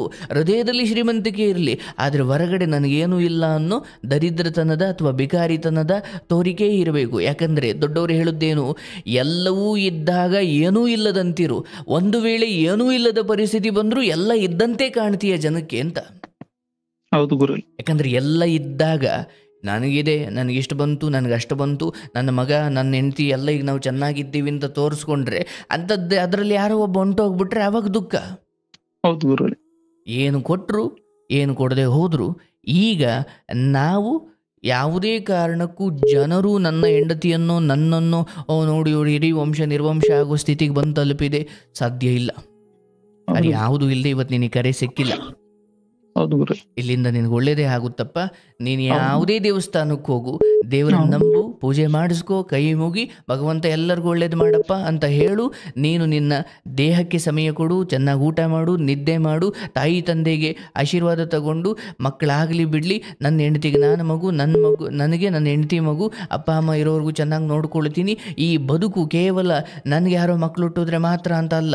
ನಾನು ಕಡೆಗೆ ನನಗೆ ಮಕ್ಕಳಾಗದೆ ಹೋದ್ರು ಬೇರೆ ಯಾವುದೋ ಮಕ್ಕಳನ್ನ ದತ್ತು ತಗೊಂಡು ಇಲ್ಲ, ಜೀವನ ಪೂರ್ತಿ ನಾನು ಯಾವುದೋ ಒಂದು ಆಶ್ರಮಕ್ಕೆ ಸೇವೆ ಮಾಡ್ಕೊಂಡು ಜೀವನ ಮಾಡ್ತೀನಿ. ಬದುಕಬೇಕಷ್ಟೇನಯ್ಯ, ಒಳ್ಳೆ ರೀತಿಯಲ್ಲಿ ಬದುಕಬೇಕು. ಮಕ್ಕಳಾಗ್ದವ್ರು ನಾನು ಸತ್ತು ಹೋಗ್ಬಿಡ್ತೀನಿ. ಈಗ ಯಾವ ಊರಿನವ್ರು ಯಾರು ಬಂದು ಚೆನ್ನಾಗಿದ್ದಾಗಲೂ ಬೇಷ್ ಕಣೆಯ ಅಂತ ಅನ್ಲಿಲ್ಲ. ಈಗ ಕೆಟ್ಟಾಗ ಮಾತ್ರ ಎಲ್ಲರೂ ಒಂದೊಂದು ಮಾತಾಡ್ತಾರೆ. ಚೆನ್ನಾಗಿದ್ದಾಗ ಪರವಾಗಿಲ್ಲ ಕಣೆಯ, ಏನೂ ಇಲ್ಲದ ಮನೆಗೆ ನೀನು ಚೆನ್ನಾಗಿ ದುಡ್ದು ಒಂದು ಹಂತಕ್ಕೆ ಬಂದೆ ಕಣೆಯ ಅಂತ ಹೇಳದೇ ಇರೋರು ಕೆಟ್ಟಾಗ ಮಾತ್ರ ನಿನ್ನನ್ನು ದೂಷಿಸ್ತಾರೆ. ಯಾರು ಚೆನ್ನಾಗಿ ಇದ್ದಾಗ ಬಂದು ಬೇಷ್ ಅಂದ್ರು ಅವರು ಮಾತ್ರ ಕೆಟ್ಟೋದಾಗ ಬೈಯೋದಿಕ್ಕೆ ಅರ್ಹರು. ಅದೇ ಗುರುಗಳೇ, ನನಗೆ ಒಂದೊಂದ್ಸತಿ ನೋವಾಗೋದು, ಅಣ್ಣ ತಮ್ಮರು ಎಲ್ಲಾರ ಮನೆಗೂ ಚೆನ್ನಾಗಿರ್ತಾರೆ, ಅಣ್ಣ ತಮ್ಮರು ಊರ್ ಕಡೆ ಹೋದ ಒಂದ್ ಫಂಕ್ಷನ್ ಮಾಡ್ಲಿ, ನಾನು ಒಬ್ಬ ಒಂಟಿ ತರ ಆಗ್ಬಿಟ್ನಲ್ಲ ಅಂತ ಅದೊಂದು ಕೊರಗುರುಗಳು ನನಗೆ ಯಾವ ನೋಡ್ರು ಇದ್ರು ಅಣ್ಣರು ಇಲ್ದಂಗ ಆಗ್ಬಿಡ್ತಲ್ಲ. ಇಲ್ಲಪ್ಪ, ಇಲ್ಲಿ ನೋಡಯ್ಯ, ಹೆಗಲ ಮೇಲೆ ಹಾಕೊಂಡಿದ್ದ ಮಗು ನೋಡಪ್ಪ ಈ ಕಡೆ ಅನ್ನೋ ಅಷ್ಟೊತ್ತಿಗೆ ಪ್ರಾಣವೇ ಇಲ್ಲ ಅಲ್ಲಿ. ಹೌದು ಗುರುಗಳೇ. ಹೀಗೆ ಬದುಕು ಅನಿಶ್ಚಿತ. ಎಲ್ಲವೂ ಕೂಡ ಇವತ್ತು ನೋಡಿ, ನಾನು ಟಿವಿ ಈಗ ಊಟ ಮಾಡ್ಕೊಂಡು ಕಾರ್ಯಕ್ರಮಕ್ಕೆ ಕೂತ್ಕೊಳ್ಳೋಕ್ಕಿಂತ ಮುಂಚೆ ಊಟ ಮಾಡ್ತಿದ್ದೆ. ನಮ್ಮಮ್ಮ ಹೇಳ್ತಾ ಇದ್ರು, ಇವತ್ತು ಬೆಳಗ್ಗೆ ಯಾವುದೋ ಬೆಂಗಳೂರಲ್ಲಿ ಪಾಪ ಅದು ಯಾವುದೋ ಸ್ವಂತ ಕಂಪ್ನಿ ಇಟ್ಕೊಂಡಿದ್ದ ಹೆಂಡತಿ 3 ಮಕ್ಕಳನ್ನ ಕರ್ಕೊಂಡು ಎಲ್ಲೋ ಊರಿಗೆ ಹೋಗ್ತಾ ಇದ್ದ ತುಮಕೂರು ರೋಡಲ್ಲಿ. ಒಂದು ಲಾರಿ ಮೇಲ್ ಬಿದ್ದು ಎಲ್ಲ ಅಲ್ಲೇ ಮಟಾಶ್. 1 ಕೋಟಿ ಕಾರು, ಅವ್ರದೇ ಸ್ವಂತ ವ್ಯವಹಾರ ಇತ್ತು. ಪಾಪ ಏನೋ ಕ್ರಿಸ್ಮಸ್ ರಜೆ ಇದೆ ಅಂದ್ಕೊಂಡು ಹೋಗ್ತಾ ಇದ್ರು. ಪಾಪ ಅವ್ರು ತಪ್ಪಿಲ್ಲ. ಯಾವುದು ಅದೇನೋ ದೊಡ್ಡ ಲಾರಿಗಳಿರ್ತಾವಲ್ಲ, ಅದು ಮಡ್ಚಾಕೊಂಡು ಅದು ಲಾರಿ ಪಕ್ಕದಲ್ಲಿ ನಿಂತಿರೋ ಕಾರ್ ಮೇಲೆ ಬಿದ್ದುಬಿಟ್ಟಿದೆ. ಅವ್ರು ಅಲ್ಲೇ ಉಸಿರಾಡ್ಲಿಕ್ಕೂ ಆಗಿಲ್ಲ ಪಾಪ ಅವ್ರಿಗೆ. ಎಷ್ಟು ನೋವು ತಿಂದ್ರೋ ಏನೋ. ಅಯ್ಯೋ ಹೆಂಗಾಯ್ತು ಅವ್ರ ಜೀವನ. ಅಯ್ಯೋ ಅವ್ರು ಎಲ್ಲಿಗೊಂಟಿದ್ರು, ಮದುವೆಗೊಂಟಿದ್ರು ಅಂದ್ರೆ ಕಡೆಗೆ ಭಗವಂತ ಕಳಿಸಿದ್ದು ಮಸಣಕ್ಕೆ. ಬದುಕು ಇಷ್ಟು ಅನಿಶ್ಚಿತ. ಅಯ್ಯೋ ಆತ 4-5 ಜನಕ್ಕೆ ಅಥವಾ ಒಂದಷ್ಟು ಜನ ಕೆಲಸ ಕೊಟ್ಟು ಮಹಾನುಭಾವ ಆಗಿದ್ದ. ಮತ್ತೆ ಅಂಥ ಒಳ್ಳೆಯವನಿಗೆ ಯಾಕಿಂತ ಸಾವು, ರೋಗ, ಹುಟ್ಟು, ಇವೆಲ್ಲದಕ್ಕೂ ನಿನ್ನ ಪುಣ್ಯ ಪಾಪ, ಇವತ್ತಿನ ಪುಣ್ಯ ಪಾಪದ ಮೇಲೆ ಅದಾಗುವುದಲ್ಲ. ಎಂದೇ ಏನೋ ಇದೆ, ಅದಕ್ಕಿಲ್ಲ ಅನುಭವಿಸ್ತಾ ಇದ್ದೀವಿ. ಇವತ್ತೇ ಯಾವುದೂ ಹೊಸದಾಗ ಆಗ್ತಾ ಇಲ್ಲ. ಇವತ್ತೇನಾಗ್ತಿದೆಯೋ ಅದೆಲ್ಲ ಹಿಂದಿನದರ ಪ್ರಚೋದನೆ ಅಷ್ಟೇ. ಇವತ್ತು ಒಬ್ಬ ಕಳ್ಳ ಅದು ಎಲ್ಲೂ ತಪ್ಪಿಸ್ಕೊಂಡು ಯಾಕೆ ಓಡಾಡ್ತಾವನೆ ಅಂದ್ರೆ ಹಿಂದೆ ಮಾಡಿದ್ದು ಯಾವುದೋ ತಪ್ಪು ಕೆಲಸದಿಂದ ಇವತ್ತು ತಪ್ಪಿಸ್ಕೊಂಡು ಓಡಾಡ್ತಾವನೆ. ಹೌದು. ಹಾಗಾಗಿ ನಾನು ಯಾರೋ ಬಿಟ್ಟು ಹೋಗ್ಬಿಟ್ರು, ಅವ್ರು ಹಂಗೆ ಹೋಗ್ಬಿಟ್ರು, ಇಲ್ಲಪ್ಪ. ಮೊದಲು ನೀನು ಅಣ್ಣ ತಮ್ಮದಿರು ಹೋದ್ರು, ಈಗ ನಿಮ್ಮ ಮಗ ಹೋಗಿದ್ದಾರೆ, ಆಮೇಲೆ ತಂದೆ ತಾಯಿ ಹೋಗ್ತಾರೆ, ಆಮೇಲೆ ನಾವು ಎಲ್ಲ ಒಂಚೂರು ಹೆಚ್ಚು ಕಮ್ಮಿ ಒಂಚೂರು ಸಮಯದಲ್ಲಿ ವ್ಯತ್ಯಾಸ ಬಿಟ್ಟರೆ ಹೋಗೋದು ಹೌದು. ಹಾಗೆ ಹೋಗುವ ಮುನ್ನ ಯಾಕೆ ಬಿಟ್ಟು ಹೋದರು? ಅವರು ಜೊತೆಯಲ್ಲಿ ಹುಟ್ಟಿದ ಕಾರಣಕ್ಕೆ ನಿನ್ನ ಅಣ್ಣ ತಮ್ಮಂದಿರು ಇರ್ಬೋದು. ಆತ್ಮದ ದೃಷ್ಟಿಕೋನದಿಂದ ತಗೊಂಡಾಗ ನಿನಗೆ ಅವ್ರು ಯಾರೂ ಅಲ್ಲ. ನಿನ್ನ ಮಗ ನೆನಪಿಗೆ ಬರೋದು ಯಾಕೆ? ಮಗ ಇದ್ದಾನೆ ಅದಕ್ಕೆ ಬರ್ತಾನೆ ಅಂತಲ್ಲ, ಇಲ್ಲ, ಮಗ ಅವನು ಮುಂದಿನ ಬೆಳಕಿನ ದಾರಿಗೆ ಹೋಗಿದ್ದಾನೆ, ಆ ಆತ್ಮಕ್ಕೆ ಶಾಂತಿ ಸಿಗಲಿ. ಆದರೆ ನಿನ್ನ ತಲೆಯಲ್ಲಿ ಆತ ಇನ್ನೂ ಬದುಕಿದ್ದಾನೆ. ಯಾಕಂದರೆ ಮನುಷ್ಯನಿಗೆ ನೆನಪುಗಳು ಅಥವಾ ಸ್ಮರಣೆಗಳು. ಈಗ ಎಲ್ಲೋ ಇಂಗ್ಲೆಂಡಿನ ರಾಣಿ ಎಲಿಜಬೆತ್ ನಿನ್ನ ಕನಸಿಗೆ ಯಾಕೆ ಬರಲ್ಲ? ಯಾಕೆಯೊಂದಿಗೆ ನಿನಗೆ ಯಾವ ನೆನಪುಗಳು ಇಲ್ಲ. ನಿನಗೆ ಯಾವುದರೊಂದಿಗೆ ಹೆಚ್ಚು ನೆನಪಿದೆಯೋ, ಯಾವುದನ್ನು ನೀನು ಹೆಚ್ಚು ಹಪಹಪಿಸ್ತಿದ್ದೋ, ಯಾವುದನ್ನು ನಿನ್ನ ಹೃದಯಕ್ಕೆ ಅತ್ಯಂತ ಹತ್ತಿರವಾಗಿಸಿಕೊಂಡಿದ್ದೋ ಅದು ಇಲ್ಲ ಅಂದಾಗ ಸಹಜವಾಗಿ ನಿನ್ನ ಜಾಗೃತ ಪ್ರಜ್ಞೆ ಮತ್ತು ಸುಪ್ತ ಪ್ರಜ್ಞೆ, ಕಾನ್ಷಿಯಸ್ ಅನ್ಕಾನ್ಷಿಯಸ್, ಈ ಎರಡೂ ಕಡೆ ಅವರನ್ನೇ ತುಂಬಿಸಿಕೊಂಡಾಗ ಅದು ಬಿಟ್ಟು ಬೇರೆ ಏನು ಬರ್ಲಿಕ್ಕೆ ಸಾಧ್ಯ ಅಂತ. ಹಾಗಾಗಿ ಏನು ಹೋಯಿತೋ ಆ ಆತ್ಮಕ್ಕೆ ಶಾಂತಿ ಸಿಗಲಿ. ಅದು ಈಗ ನಿನ್ನ ಮಗ ಅಲ್ಲ, ಅದು ಒಂದು ಪ್ರತ್ಯೇಕ ಆತ್ಮ. ಅದಕ್ಕೆ ಸತ್ತ ಚಿಕ್ಕ ಹುಡುಗನಾದರೂ ಕೂಡ ನಾವು ಅವರನ್ನು ದೇವರು ಅಂತೀವಿ. ಯಾಕೆ? ಅದು ನಿಮ್ಮ ಸಂಬಂಧವನ್ನೆಲ್ಲ ಕಳ್ಕೊಂಡು ಆತ್ಮ ನಿನ್ನ ಮಗನ ದೇಹ ನಿನ್ನ ಕಣ್ಣು ಮುಂದಿದೆ, ಆದರೆ ಮಗನೊಳಗಿದ್ದ ಆತ್ಮ ಪರಮಾತ್ಮ ಬೇರೆ ಅಲ್ಲ. ಅದಕ್ಕೆ ಮಗ ಅಥವಾ ಚಿಕ್ಕ ಹುಡುಗ ಸತ್ರು ಕೂಡ ಅದು ಕೂವಿನಾರ ಹಾಕಿ ಕೈ ಮುಗಿತಾರೆ. ಯಾಕೆ? ಅದೀಗ ಚಿಕ್ಕ ಮಗು ಅಲ್ಲ, ಅದೀಗ ಆತ್ಮದ ಪರಮಾತ್ಮನ ಜೊತೆ ಸೇರಿರುವ ಆತ್ಮ, ಅದೀಗ ದೇವರ ಸಮಾನ. ನಿನಗಾತ ಮಗ, ಆದ್ರೆ ಈಗ ಆತ ದೇವರಾಗಿದ್ದಾನೆ. ನಾವೀಗೆಲ್ಲ ಮನುಷ್ಯರು, ಸತ್ತ ಮೇಲೆ ಅವನು ದೇವರಾದ. ಹಾಗಾಗಿ ನಿನ್ನ ಮನೆಗೆ ಅದೇ ನೆನಪನ್ನು, ಅದೇ ಮುಖಾರವಿಂದವನ್ನು ಅಥವಾ ಅದೇ ರೂಪವನ್ನು ಹೊತ್ತು ಇನ್ನೊಂದು ಸಂತಾನ ಬರುತ್ತೆ, ನಿನ್ನ ಮನೆ ಬೆಳಗುತ್ತೆ. ಯೋಚನೆ ಮಾಡಬೇಡಪ್ಪ, ನಿನಗೆ ಒಳ್ಳೆಯದಾಗಲಿ. ಈ ಹಳೆಯ ವಿಚಾರದ್ದೇನಿದೆ ಅದೊಂದು ಕಟ್ಟುಕತೆ, ಅಥವಾ ಹಾಗೆ ಮನೆ ಹಾಳು ಮಾಡೋ ದೇವರು ಅಂದಾಗ ಅದು ಉದ್ಧರಿಸುವ ವಿಚಾರವೇ ಹೊರತು ಹಾಳು ಮಾಡೋ ವಿಚಾರ ಅಲ್ಲ. ಹೌದಲ್ಲಪ್ಪ?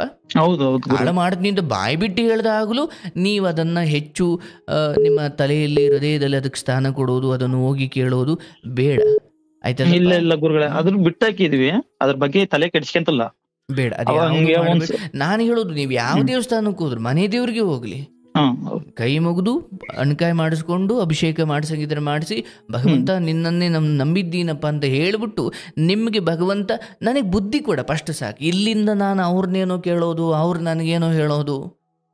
ಅದಕ್ಕೆ ಕೆಲವೊಮ್ಮೆ ದೇವರು ನುಡಿತಾರ ಅಥವಾ ದೇವರರು ಮೈ ಮೇಲೆ ಬಂದಿರೋರು ನುಡಿತಾರ ಗೊತ್ತಾಗಲ್ಲ ಅಂತ ಈ ವಿಚಾರಕ್ಕೆ ಇಲ್ಲೇ ನಾಂದಿ ಆಡ್ಬಿಡ್ತೀವಿ ನಾವು.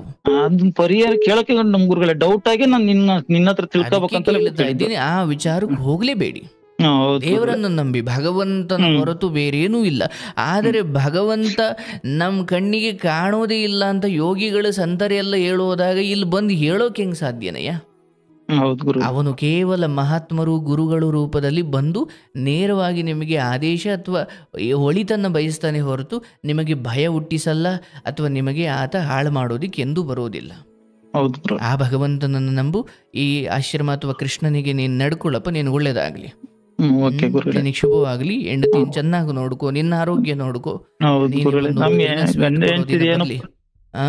ನಾವು ಗಂಡ ಹೆಂಡತಿ ಚೆನ್ನಾಗದಿ ಗುರುಗಳ, ಏನು ಸಮಸ್ಯೆ ಇಲ್ಲ.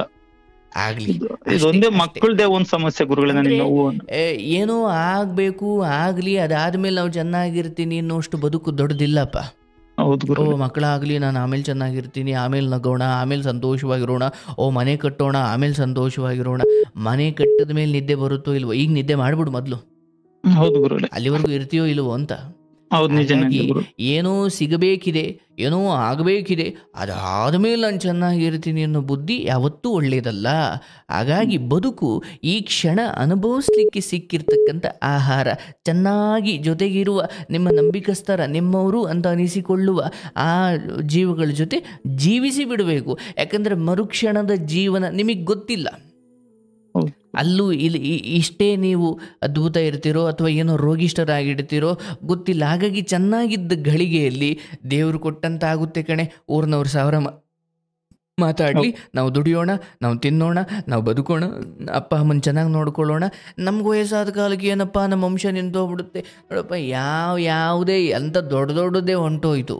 ಹಾಗಂತ ನಿಮ್ಮದು ಮುಖ್ಯ ಅಲ್ಲ ಅಂತ ಅಲ್ಲ, ಬಟ್ ಅಂಥದ್ದೇನು ಆಗಿಲ್ಲ ಇನ್ನೂ. ಯಾಕಂದರೆ ಇನ್ನೇನು ಬಿದ್ದೋಗೋ ಸಮಯದಲ್ಲಿ ಮತ್ತೆ ಎದ್ದು ನಿಲ್ಲಿಸ್ತಾನೆ ಭಗವಂತ. ಹೌದು ಗುರು. ಆ ಮಟ್ಟಕ್ಕೆ ಇನ್ನೂ ಏನು ನಡೆದೇ ಇಲ್ಲ. ನಿಮ್ಮ ಊಹೆಗಳಿಂದ ನೀವು ದುಃಖ ಪಡ್ತಿದ್ದೀರಾ, ಹೌದಲ್ಲಪ್ಪ? ಹೌದೌದು, ನಿಜ. ಆ ಊಹೆಗಳನ್ನು ಬಿಡು.